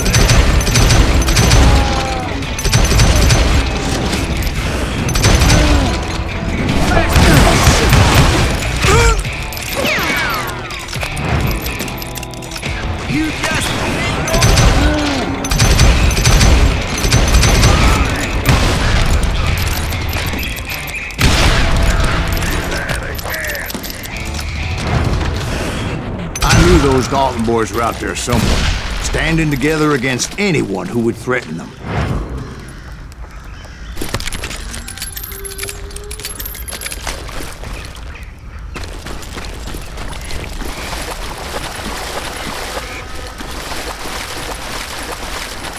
And that's when I saw it. A goddamn steamboat. A steamboat in a swamp? Yeah, Steve, but this wasn't much more than a wreck, really. But how'd a damn steamboat end up in the swamps? Yes, it floated off during the flood of '89. Now, was it a stern-wheeler or a side-wheeler? What? Does that really make a difference, Steve? It was a steamboat with a goddamn army on board. It was then that a fusillade of bullets come raining down from on high. Those vigilantes who accompanied me weren't anywhere to be found. But among those men that were shooting, I thought I saw some familiar faces.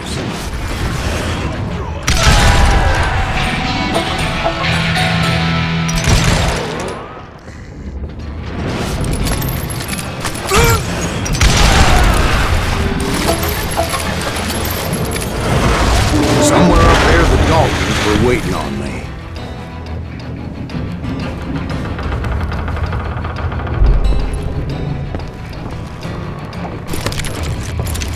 Yeah, you know you can't beat me.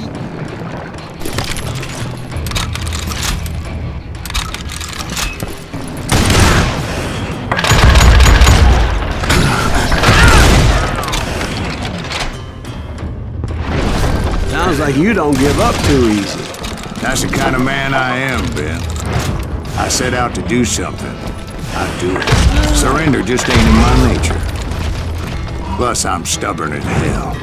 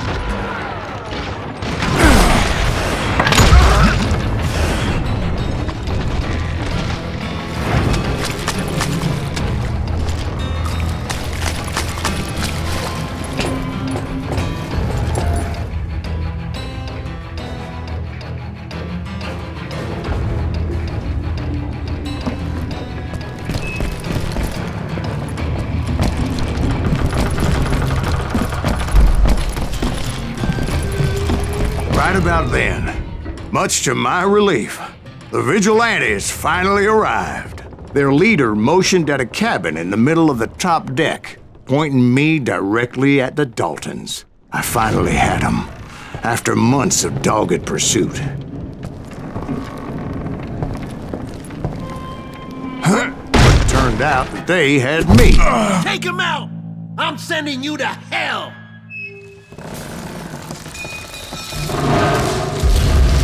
The Daltons had played me like a fiddle. Apparently, the vigilantes were on their damn payroll. They didn't just want to shoot me. They wanted to burn me alive. But finding my way out of a burning labyrinth proved to be quite a challenge. It was a riverboat, right? I mean, it's not like it was a goddamn ocean liner. Oh yeah, but I was in a fight. Did you hear about that ship that's gonna launch next year? Largest one in the world. You're talking about the Titanic. If you ask me, it's too blessed big.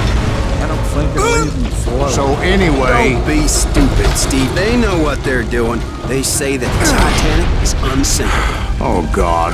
But getting back to that steamboat, how'd you get off it, Mr. Greaves? I took in a lot of smoke that day, so I admit my recollection might be a bit hazy. But somehow I managed to finally disembark.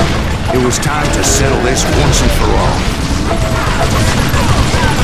Kill that bastard! I'll see you!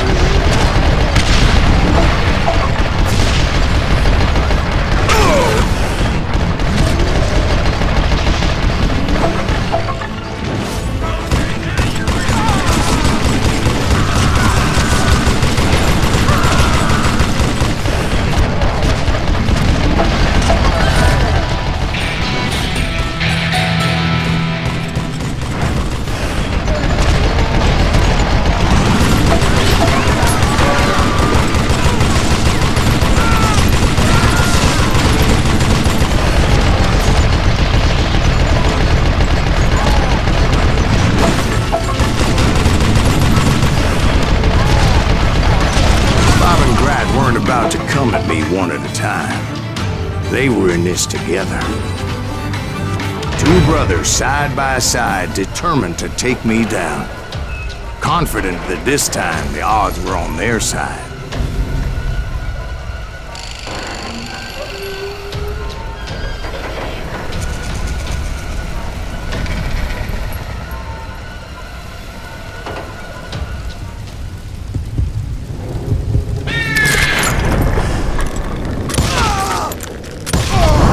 They got it wrong.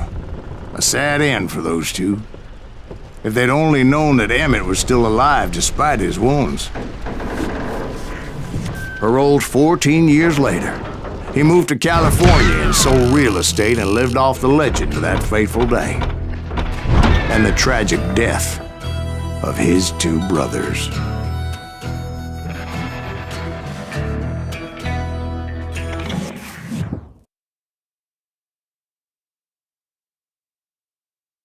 My own brothers died tragically as well, truth be told.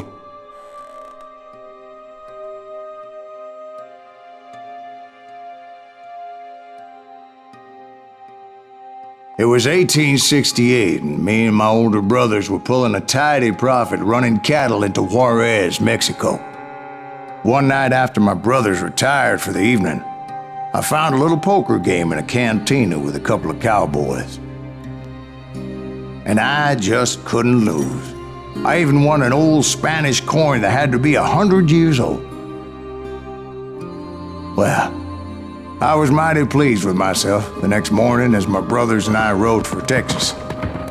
But before we crossed the border, those cowboys caught up with us. It was Johnny Ringo, Roscoe Bob Bryant, and another asshole named Jim. They wanted their money back and everything else we had, including our lives, as those boys didn't want us coming for them later. Bob put that old Spanish coin in my mouth and said, "I won't have it said that I left you with nothing, boy." Well, those horses bolted, and there we hung as those bastards rode away. The branch finally snapped under the weight of the three of us, but being my older brothers were bigger and heavier, they were already dead. And right then I swore to myself that I would avenge them. Ringo you know about. But Bob eluded me, until I heard he was riding with the Wild Bunch.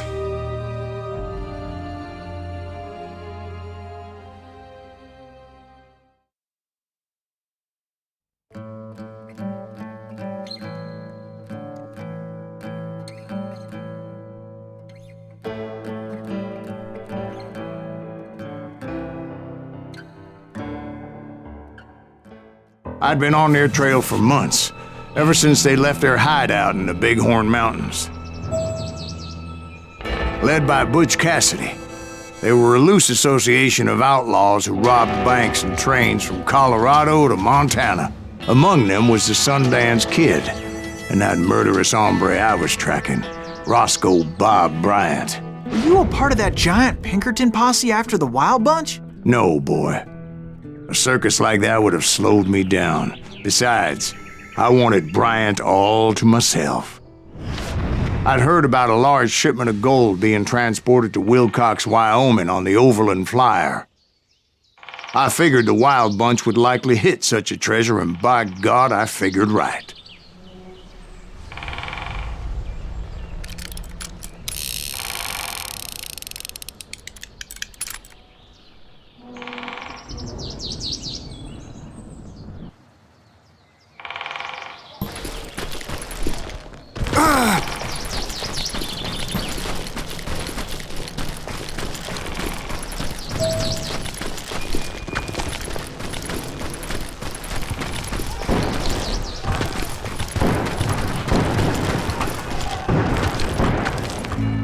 They blew the bridge with the intention of forcing the train to stop.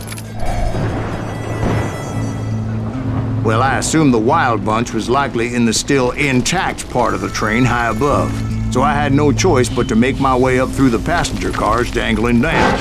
I was determined to make that sumbitch Bob pay for what he did to my brothers.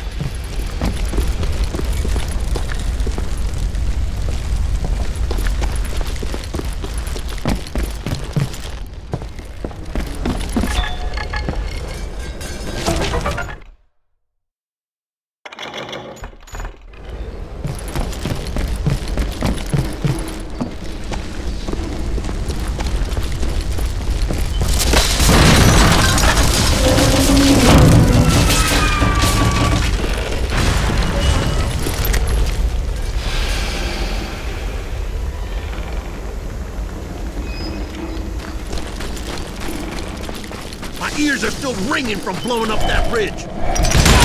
Well, I made my way off unscathed and came upon a few members of the gang and had no choice but to dispatch them. From there, I had to negotiate an even more precarious route. But first, I would need to get my ass out of there.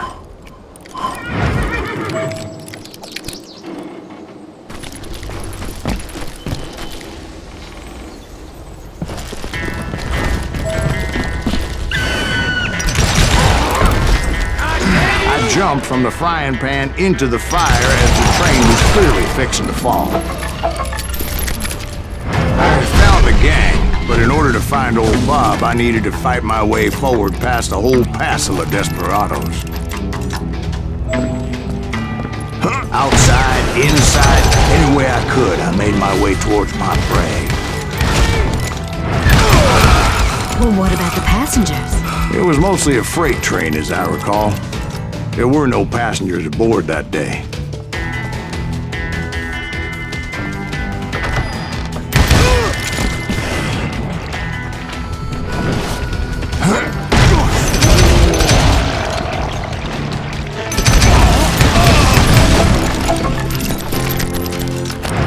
As I mentioned before, I am not fond of heights, but I was too busy dodging bullets to worry about falling to my death.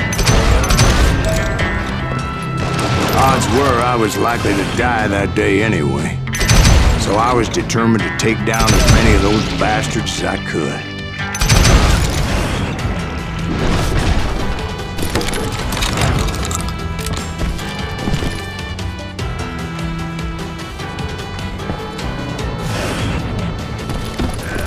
At times it was like shooting ducks in a shooting gallery. The only difference is these damn ducks shot back.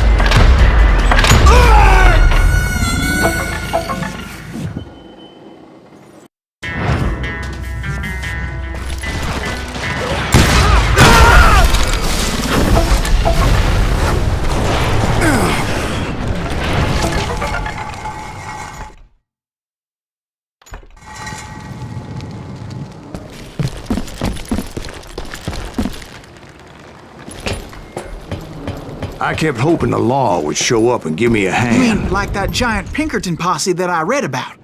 Did they come riding in, guns a-blazing to help?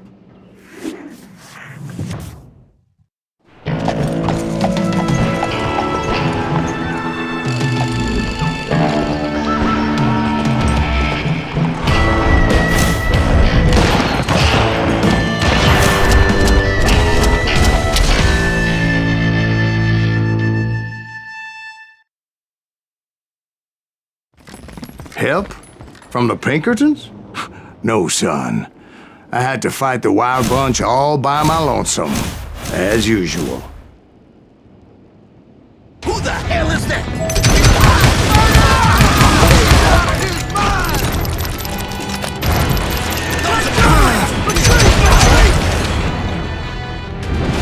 He's killing everybody!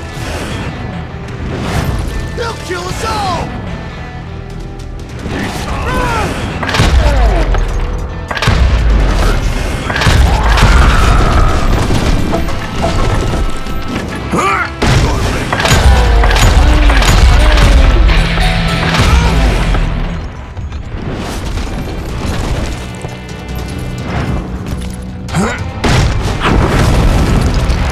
My guess is those dime novels didn't portray this as it happened, did they? Only a few stragglers were left. I had to cut them down pronto if I was going to stay on old Bob's trail.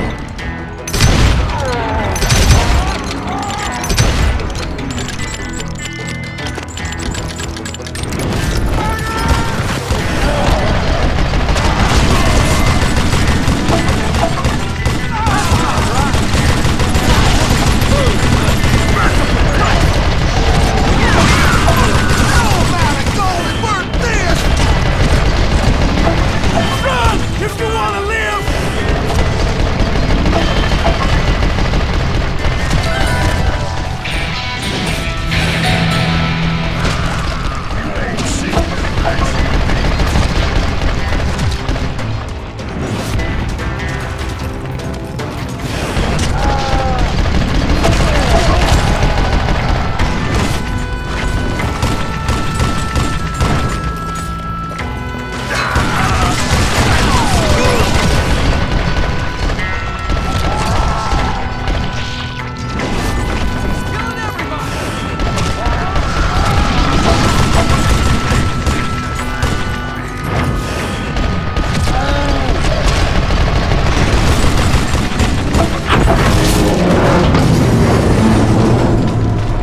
Once I silenced all those guns, I went searching for my nemesis, determined to finally have my justice. But the only survivor who welcomed me was George Flat-Nose Curry. Who was he? The fastest gun in the gang. Right after Sundance, I mean. And Kid Curry, and maybe Elsie Lay. Though some folks might dispute that.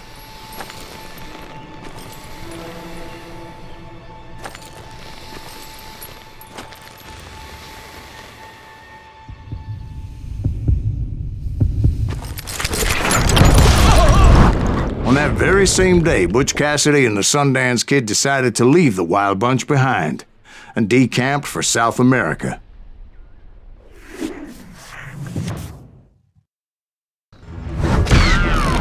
They ended up living down there for many years, but I'm sure you already know all about that.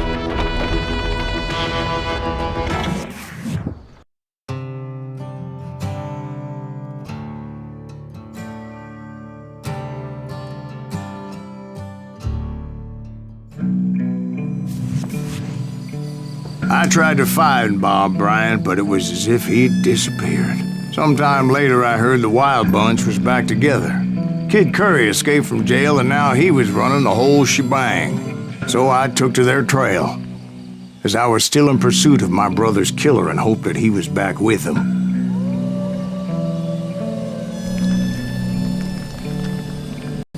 I tried to find Bob.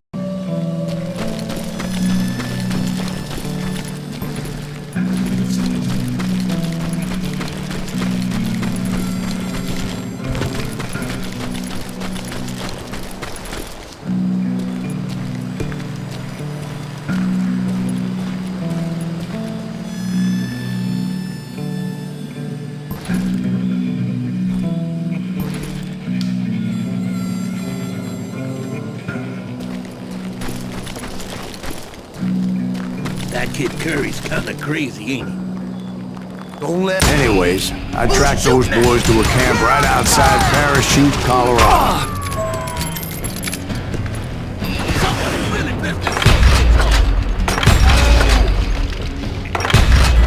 Being outnumbered, I didn't bother with a warning shot.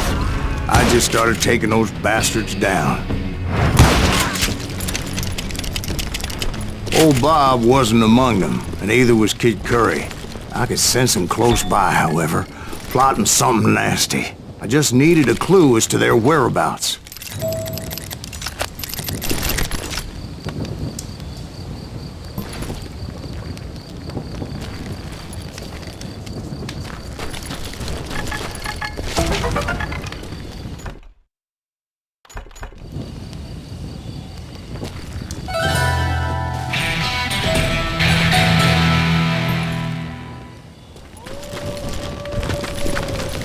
I found one. A map with their bold plan clearly marked. This time they were fixing to blow up a train trestle. Property of the Union Pacific.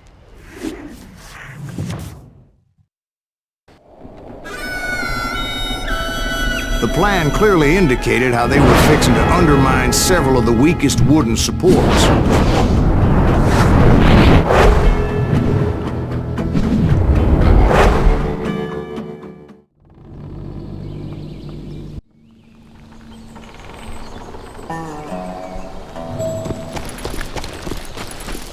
Kid Curry was considered the wildest of the wild bunch.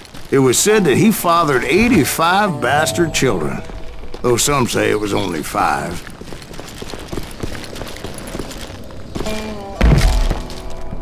Kid Curry had bragged to a whore how he was gonna rob a train heading to the U.S. Mint in Denver. And that whore, Fat Sally, she told me.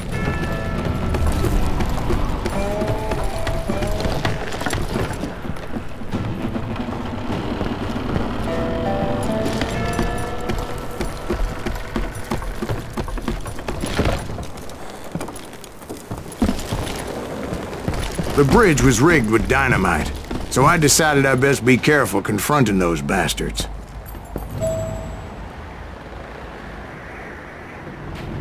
And I made it a point to remove any dynamite that I came across. A moment later, I saw a ladder that somehow had escaped my attention. Don't you blow us up now. Don't worry, I know what I'm doing.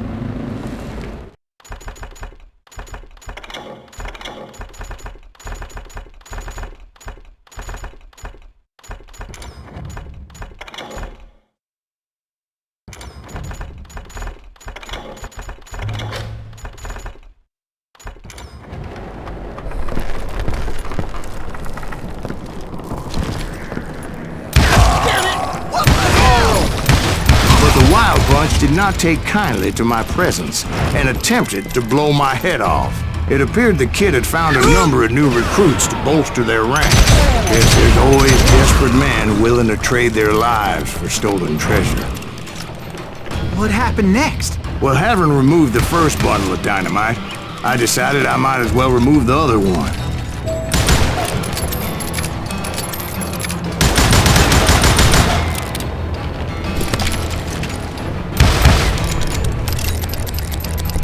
Once that was done, I figured I'd find my way from there.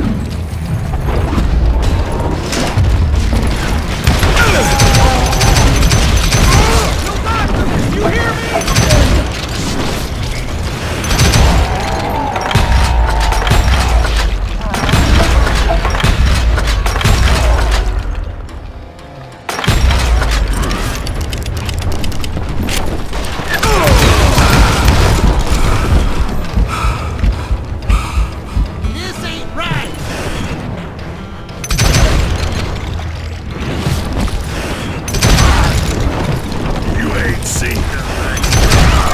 So, what happened then?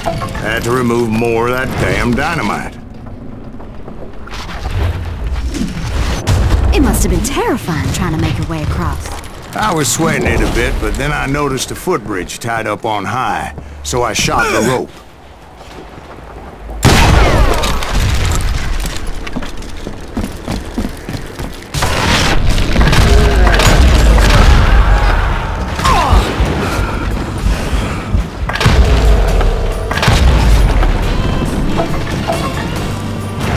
So that was all the dynamite?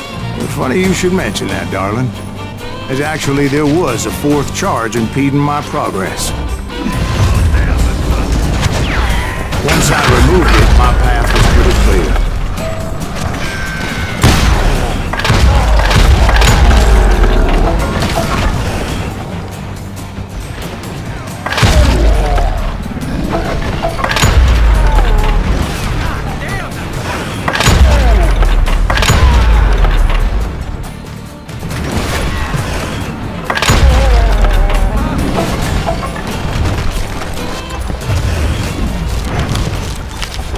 So I proceeded onward, and realized that that way just wasn't gonna work.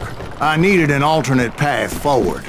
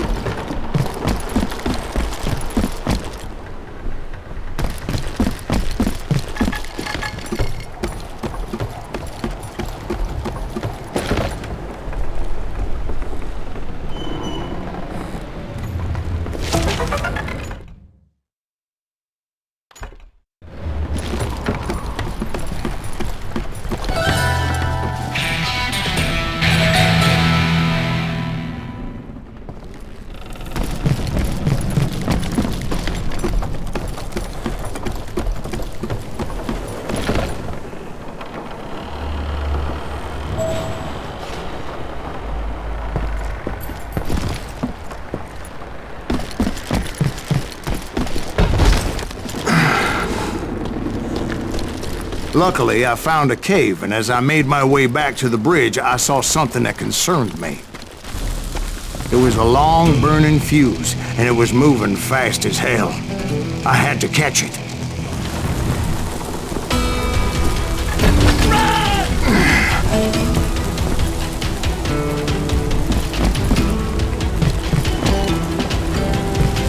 The burning fuse was so damn quick, I had to run like the wind. I almost had it, but no! Thought I was gonna have a coronary when I lost sight of those sparks. My heart was pounding like a sledgehammer. I knew that failure meant boom! Then, finally, at the last moment. Whew! Of course, I was successful, or clearly I wouldn't be talking to you folks here today. Naturally, I removed the last dynamite charge. Well, it was a touching reunion. But by this time, I was thoroughly exhausted and dragging my ass as I was not a young man anymore.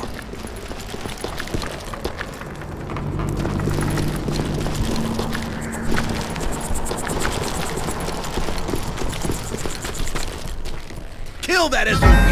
Make him bleed! Send him to perdition! Finally, I found those boys, or more precisely, they found me.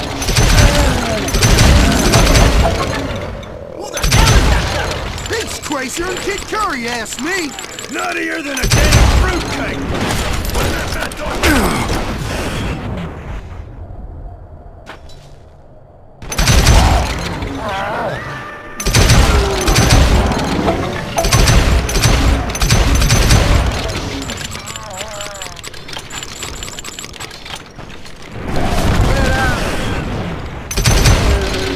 Just when I thought things couldn't get worse, Kid Curry opened up on me with a goddamn Gatling gun. It was hidden in this tunnel and pretty well shielded.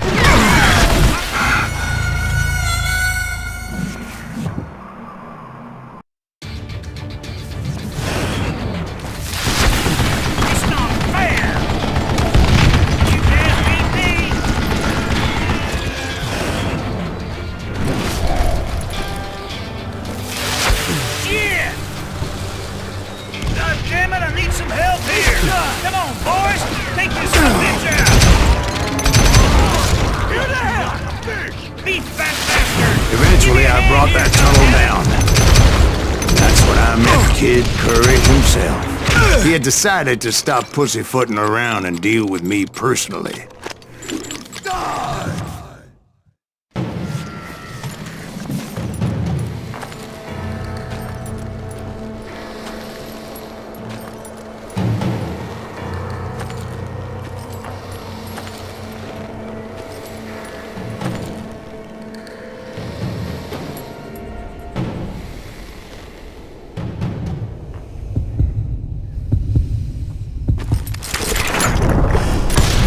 Fast as he was, I was just a bit faster.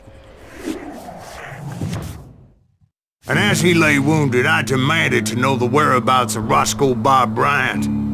He shouted at me, "Is that what this is about? Bob went with Butch and Sundance to South America. You ain't never finding him."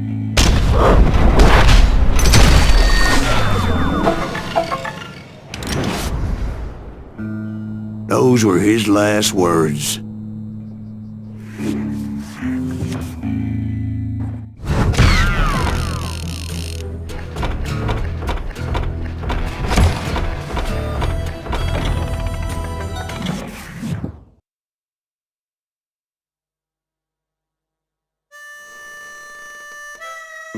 So, Bob Bryant got away? I knew I'd never find him in South America. What about the other killer? Yeah, you kinda glossed over that one. Well, I found Jim not long after my showdown with Ringo. At the time, he was riding with the James Younger gang.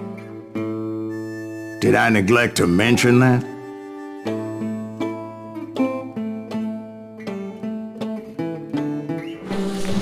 Jesse James? The greatest outlaw who ever lived? Jesse and his kin rode with Quantrill when he raided Lawrence, Kansas, and killed near 200 people, boy. Nothing great about that. And from there, him and his brother went on to rob banks and trains from Kansas to Missouri. Which is why there was such a rich bounty on their heads. 40 grand for both of them, dead or alive. That's one hell of a payday.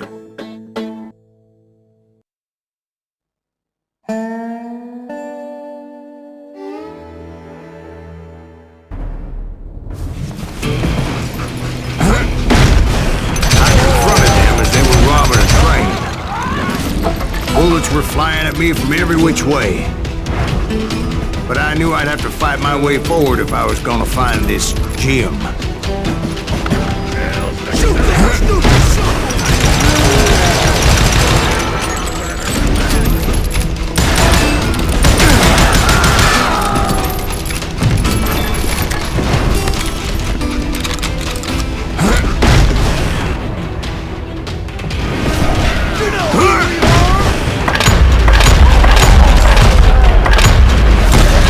Wait a second. How'd they stop this train in the first place? Well, the James boys were experts at this.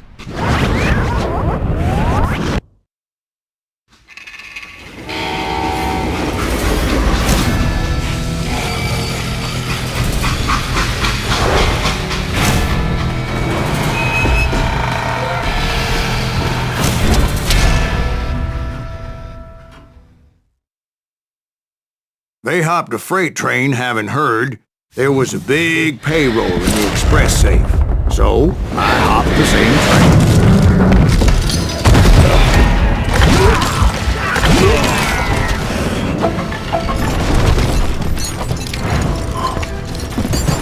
The James Younger gang was decimated after that little fiasco they had in Northfield, Minnesota.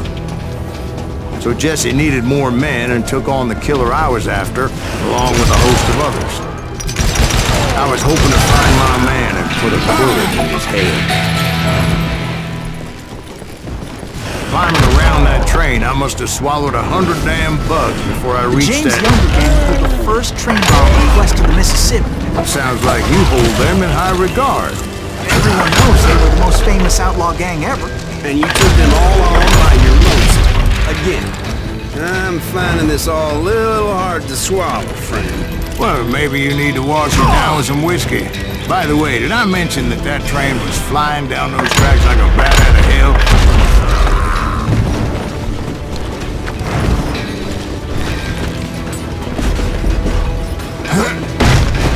Anyway, excuse me, ma'am. Where would I find the gentleman's facilities?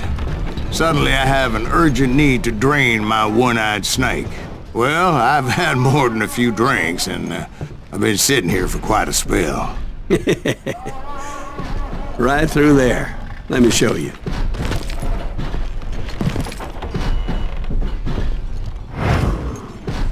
I never heard so much malarkey in my life. You think he's bullshitting us? You don't think he's Silas Greaves? I think he's just some old drunk looking for some free liquor.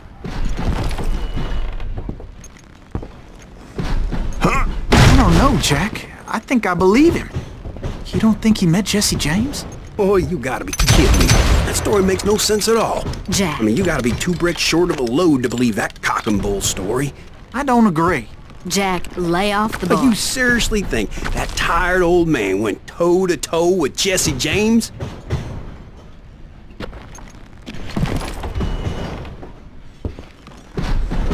Well, that's better. Did I mention that this Jim was married to the infamous Belle Starr? Of course, I didn't learn that until later. Anyway, I made my way forward the best I could. Around the sides, over the roof.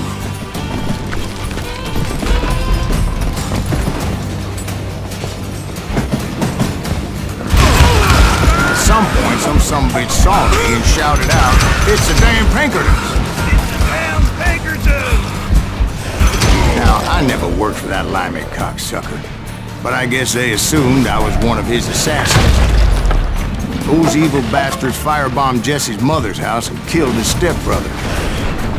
So it's no wonder each and every asshole on that train wanted me dead. Everybody's always mistaking you for somebody else, aren't they? Why is that, I wonder? Don't rightly know, Jack. I'm just telling you how I remember it. I bet you are.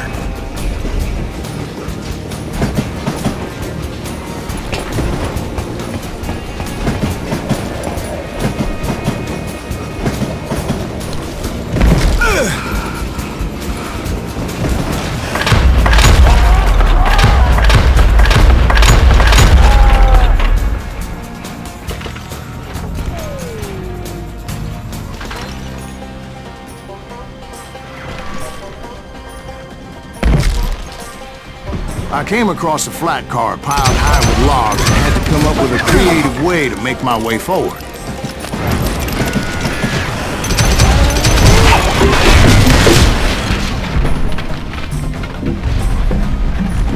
I wondered if I was ever gonna find the front of that train, or the bastard I was after. Jesse hired a damn army after Northfield. Guess he didn't want to be outgunned like that ever again. Right about then, I was attacked by some asshole on a Gatling gun. Well, seems like you run into a lot of them. Asshole? Gatling guns. Yes, I did. Now, I don't remember how I took it out. It was either a bullet or dynamite. Where would you find dynamite? Does it really matter, Jack? You're messing with the flow of the story here.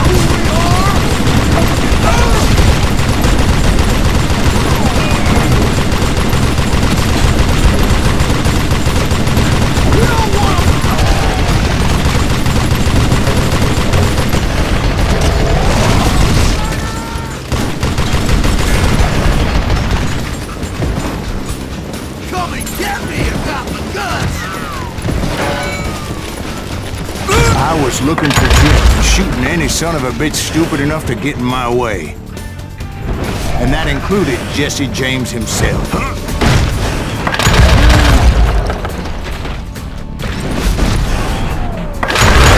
There sure were a lot of men determined to die that day.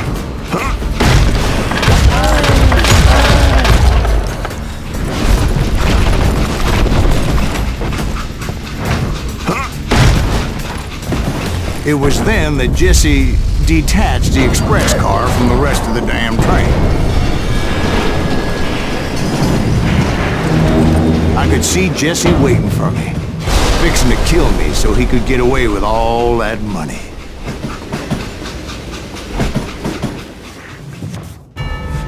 You had a showdown with Jesse James? Of course he didn't. Everybody knows that Jesse was killed by Bob Ford. Yeah, Jesse went out like John Wesley Hardin. Coward shot him in the back of the head. Guess it doesn't matter how far you run, does it, Ben? Your past always catches up with you.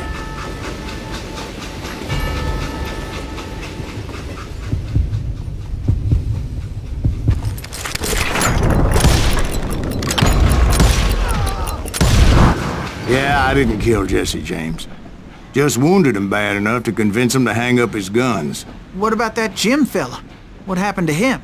I figure he was up front with a gun to the engineer's head. That bastard slipped away again. I'll tell you how I got him. But first I need to wet my whistle.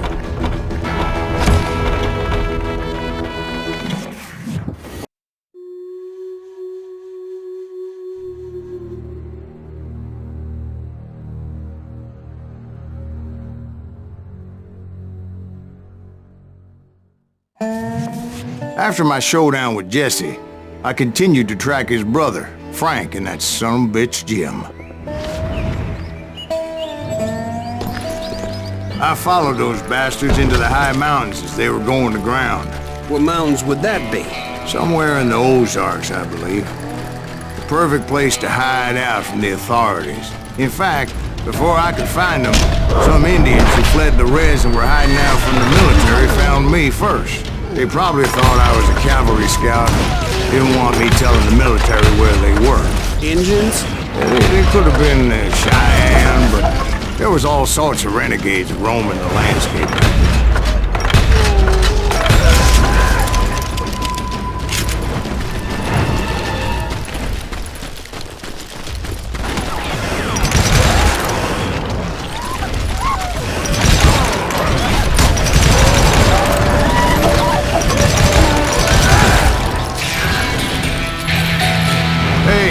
How about another whiskey, Ben? Nothing better to soothe the troubled soul.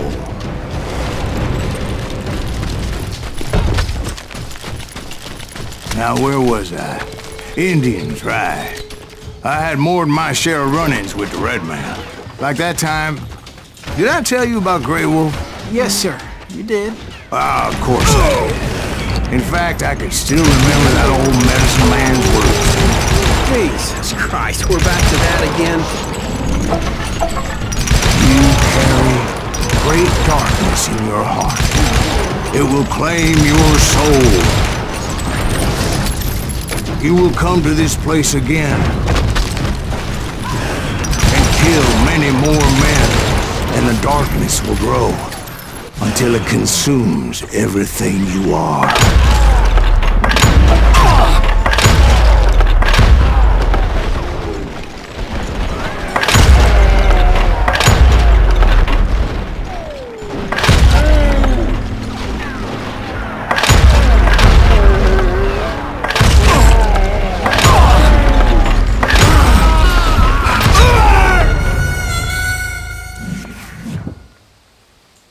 Like that time... Did I tell you about Grey Wolf? Yes, sir. You did. Ah, of course I did. In fact, I can still remember that old medicine man's words to me. Jesus Christ, we're back to that again. You carry great darkness in your heart. It will claim your soul. You will come to this place again and kill many more men.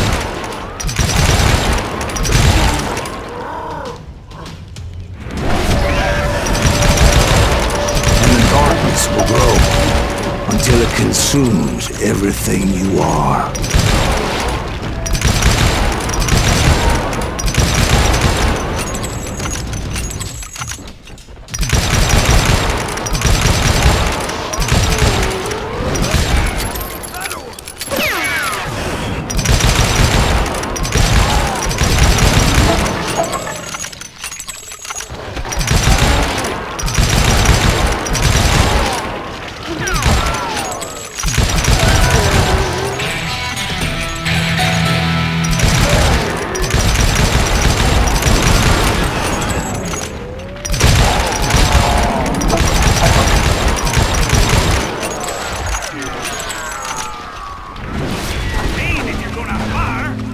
So, did you ever find him? Who? The man you are after. Let me ask you something, Ben. You ever think about death? Mr. Greaves, are you all right?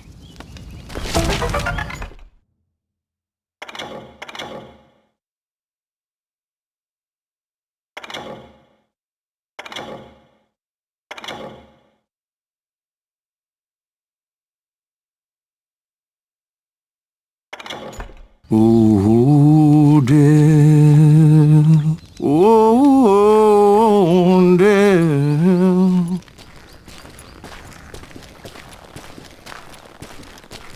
Won't you spare me over till another year? What is this that I can't see with ice cold hands taking hold of me?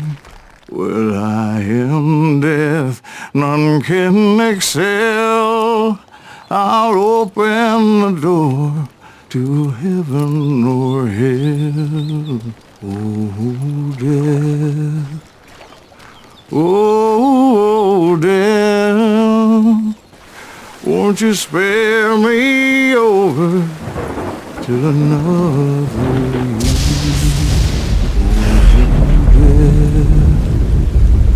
Oh, death, won't you spare me over till another year? So, are you gonna answer the question? What question is that? Jim Reed.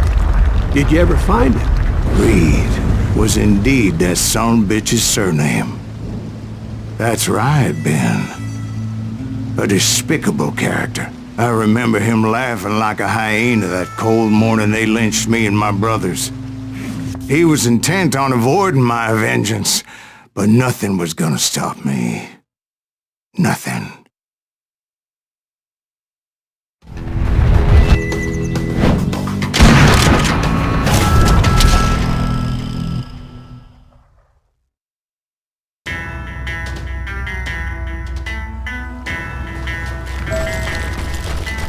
I finally did track those outlaws down.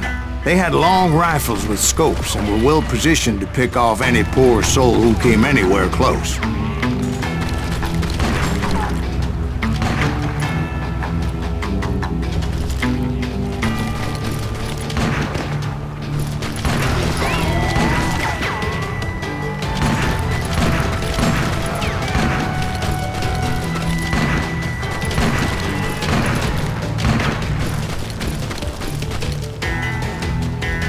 I'm guessing Frank James believed I was responsible for the demise of his brother Jesse. I couldn't really disagree with the man, as I thought Jesse was dead then as well. He backed off as I closed in on him, but he was still intent on killing me. And when I closed in on him again, he backed off again, looking for a better angle on me. Hell, I can't fault Frank for wanting his revenge, as I was there for the same damn reason myself. At this point, I'm guessing you think Silas Greaves is a worse murderer than Jim Reed ever was. No, sir. A man who spent half his life killing somebody's brothers, fathers, sons. I think you were just looking for justice, sir. Is that what I was looking for, Dwight? Is that what it was? Justice? Isn't that why you were hunting the James gang? The James gang. Right. I finally found Frank holed up in his mountain cabin, and he was determined to have me dead. It was a pitched battle that could have gone either way. Luckily, I had some dynamite in my possession. It was a pitched battle that could have gone either way. Luckily, I had some dynamite in my possession. Dynamite? On your person? A few sticks, just in case. It's always good to be prepared. Right. I'm just laying out the facts as I remember them, Jack.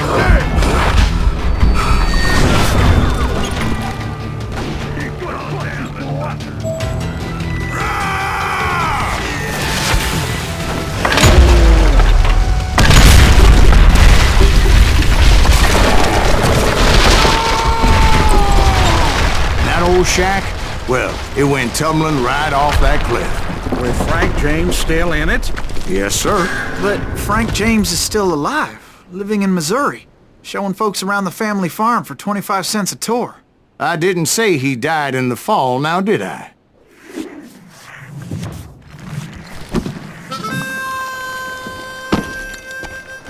I'm done with this damnable outlaw life! Kill me, don't kill me, do what you will! At this point, I just don't give a shit! I explained to Frank that I had nothing against him personally and that I was looking for someone else. You want Reed? Have at him! I never did like that bastard! I am done here! We parted in peace as Frank pointed out the path to my prey before making his way back down the hill.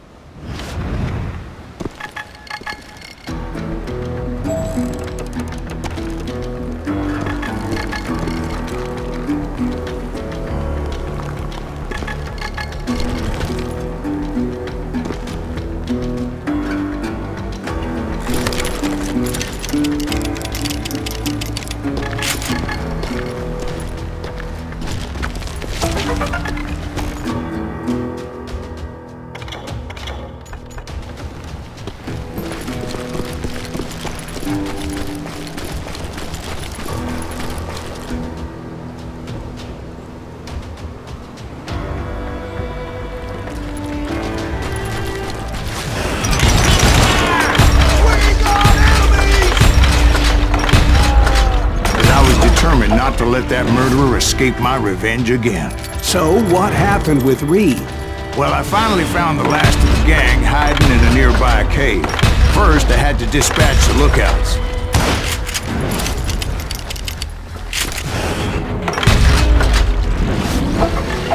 But rather than wander in willy-nilly, I decided it would be better to smoke that sumbitch out. Hey, Reed! I shouted. No wonder you're so ornery. Can't be easy being married to Belle Starr. While you're off providing for the family, she's spreading her legs for every Tom, Dick, and Cole Younger. Not an attractive woman exactly, but very friendly. At least she was to me. Son of a bitch! It was then that the last bunch of bandits jumped out of hiding. Why won't this asshole give up? Would someone please kill him?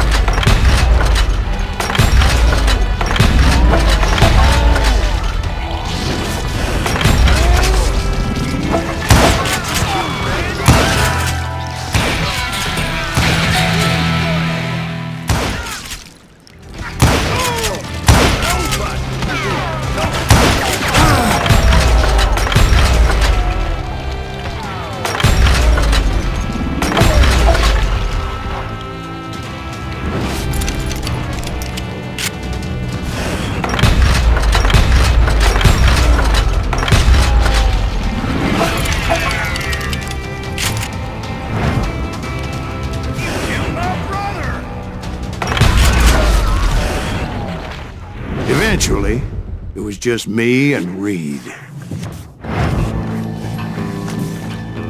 I had waited a long time to face him down, so I could repay him for what he did to my brothers.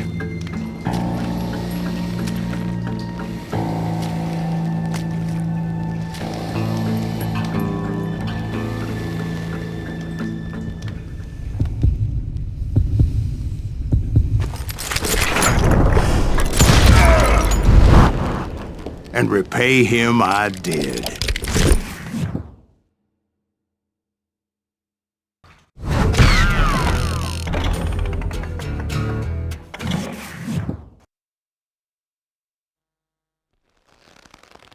Well, I don't know about you boys, but I'm pretty beat. Well, it's too damn bad you never found that Bob character. Seems a shame he never had to pay. Well, funny thing about that, I did have one more chance at him.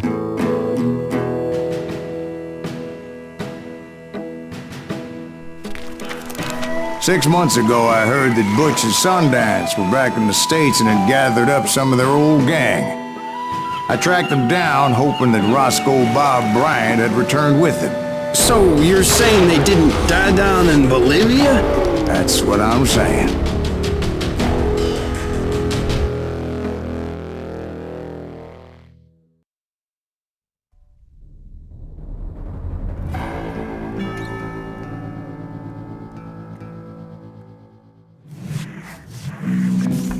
I had waited to get my hands on the last of my brother's killers. Not even an army of demons could have stopped me now.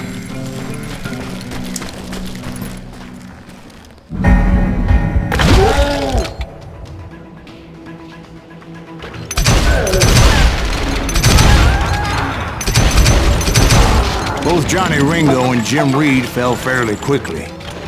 But the last one, Roscoe Bob Bryant. That son of a bitch had managed to escape my vengeance time and time again. I couldn't even be certain I'd recognize him after all those years. By now, he had to be close to 70. For all you know, he could have been dead. That thought had indeed crossed my mind, as did others. For instance, did my thirst for vengeance turn me into something worse than the man I was after? By this point in my storied career, I had killed more men than Bob Bryant ever had. Nothing could stop me from taking his life. I'd been after that killer forever, from the time I rode with Billy the Kid. But that chapter of my story you already know. Chapter of that fairy tale, you mean?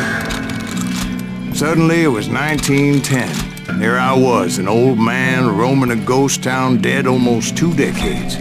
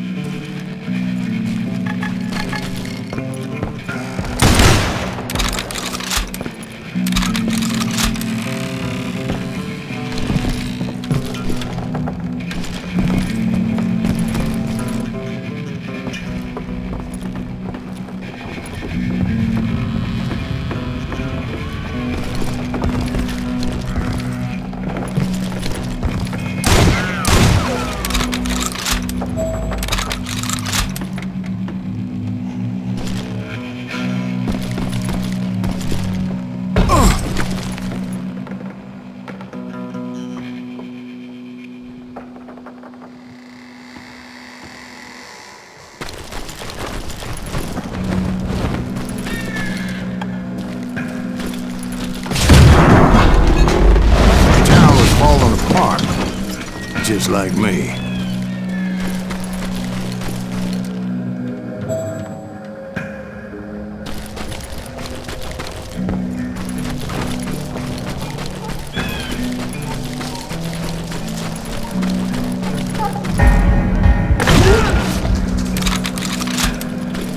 But I wasn't about to call it quits.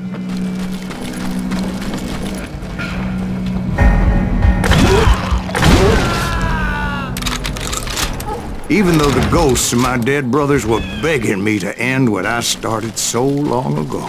Mr. Greaves, are you all right? Would you like some water? The Wild Bunch knew I was there. They were after a treasure they had hidden before they fled, buried in the grave of a dead amigo. Some folks think the town is haunted, so they figured there wouldn't be many people poking around.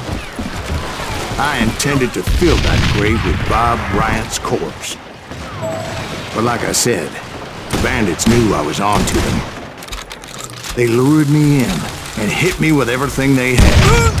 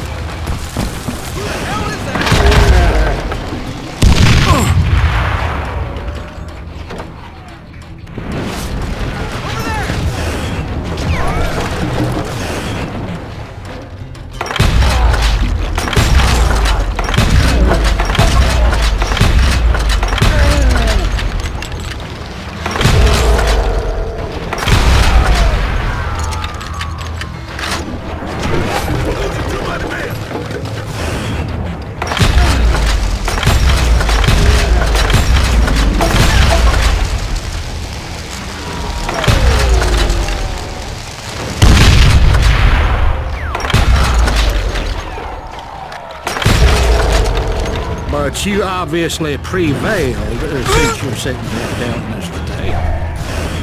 Actually, in that moment, I did not prevail. So I suppose we're talking to a ghost. Funny you should put it like that, Jack.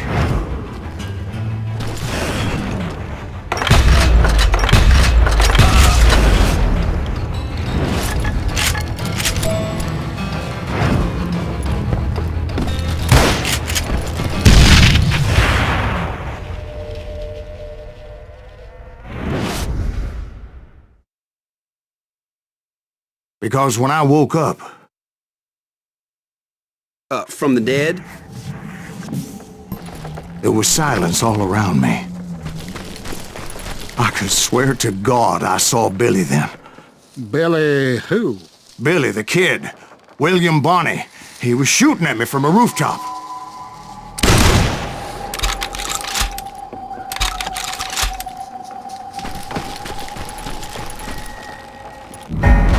Here, there, even over there. So I am right. You are titched in the head. Mr. Greaves, perhaps we should switch you to coffee? You see that old Indian again, too? No, but I did see Billy's killer, Patrick Floyd Garrett. He came at me guns a-blazing. But I knew that old war horse had died 2 years before. I wondered if maybe I was dead too and confronting the ghosts of my past. Perhaps all my sins were coming back to haunt me and drag me down to perdition.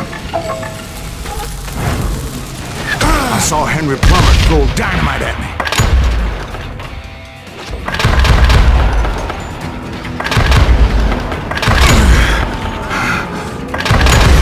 In the gates of the cemetery, I saw John Wesley Harding, just like I remembered him.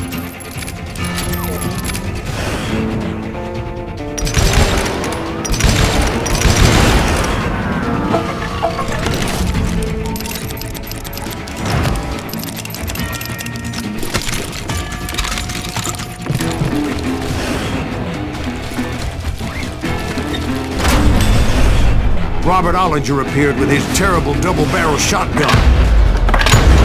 But no ghost army was stopping me. My father-in-law got hit with a falling branch. He spent the rest of his life talking to dogs. Newman Hayes Clanton, William Brocious, John Peters Ringo, they all wanted me dead.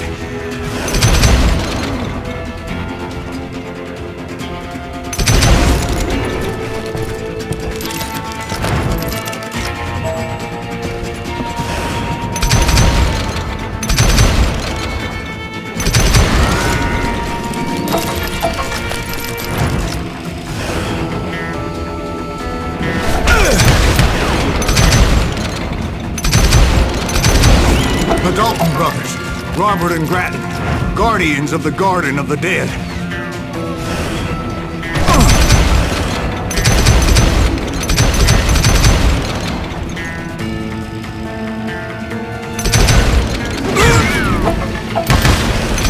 George Curry and Harvey Logan, alias Kid Curry, both thirsty for vengeance from the great beyond.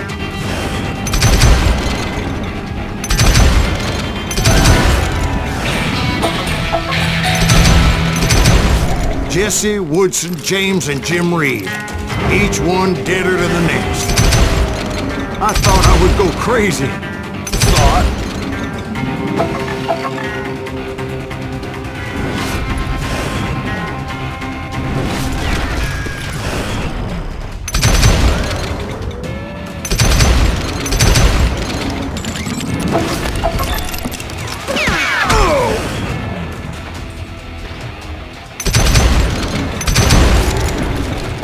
Finally, I saw Harry Alonzo Longabaugh. The Sundance Kid? Like a general leading his Legion of the Dead. You told us before that you've seen him alive. He was alive.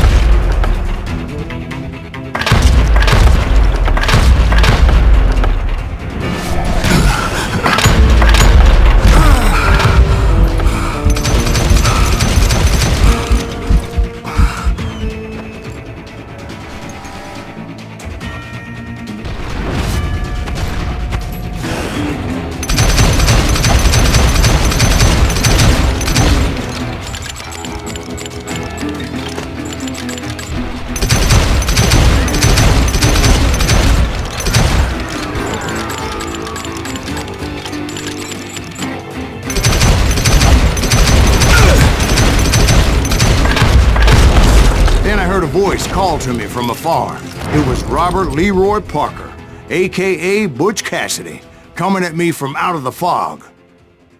Thanks for taking care of that bastard.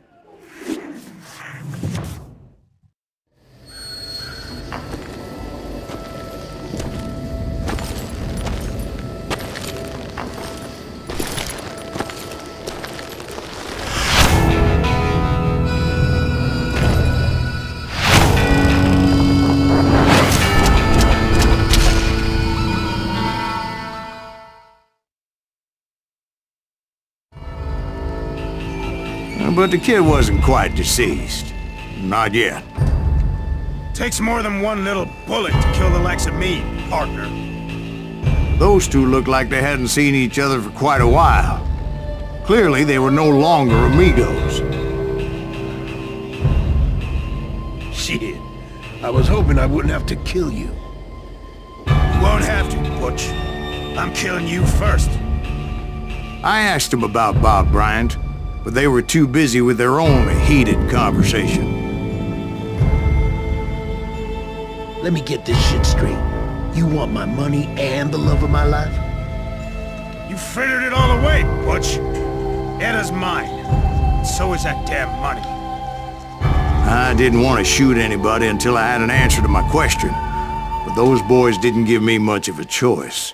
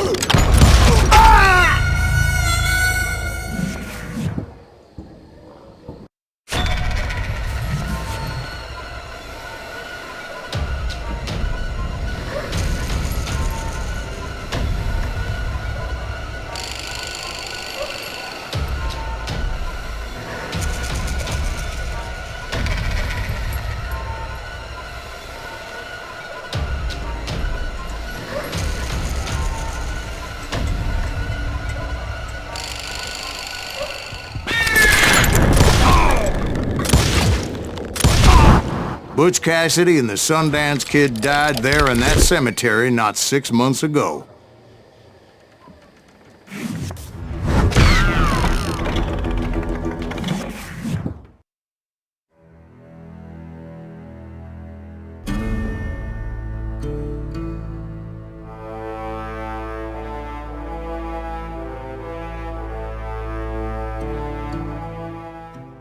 Butch Cassidy and the Sundance Kid were killed by the Bolivian army. Everybody knows that. That's the legend, but it ain't the truth. So, you never found Bob? There is no Bob. This old sumbitch ain't even Silas Greaves. Sir, is that true? Have you been pulling our legs this whole time? Well, not the whole time. Oh man, I think you've worn out your welcome here. Maybe you're right, Jack. Maybe it's time to pay. You see, Ben, or should I say Bob, your past always catches up with you. I was a different man back then, crazy. Drinking, I've changed my ways, I swear to you. If I could turn back the clock, But you can't, Bob.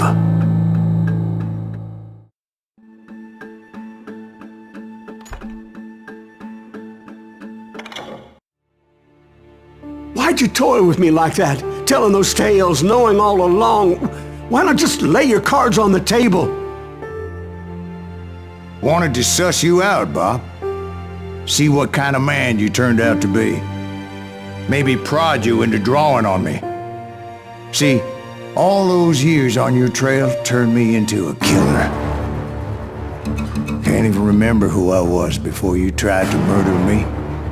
You, on the other hand, walked that very same path in exactly the opposite direction. What do you mean by that? You think your life is worth sparing, Bob? Boy, what's your name again? It's Eisenhower, sir. Dwight Eisenhower. What do you plan to do with your life, Dwight Eisenhower? Tomorrow I'll be leaving for West Point, sir. So, you want to be a soldier? Well, then do it right, son. Don't tear down the world out of anger and spite like I did. You build it up.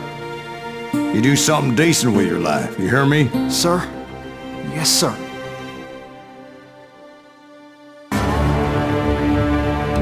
I won't have it said I left you with nothing, Bob.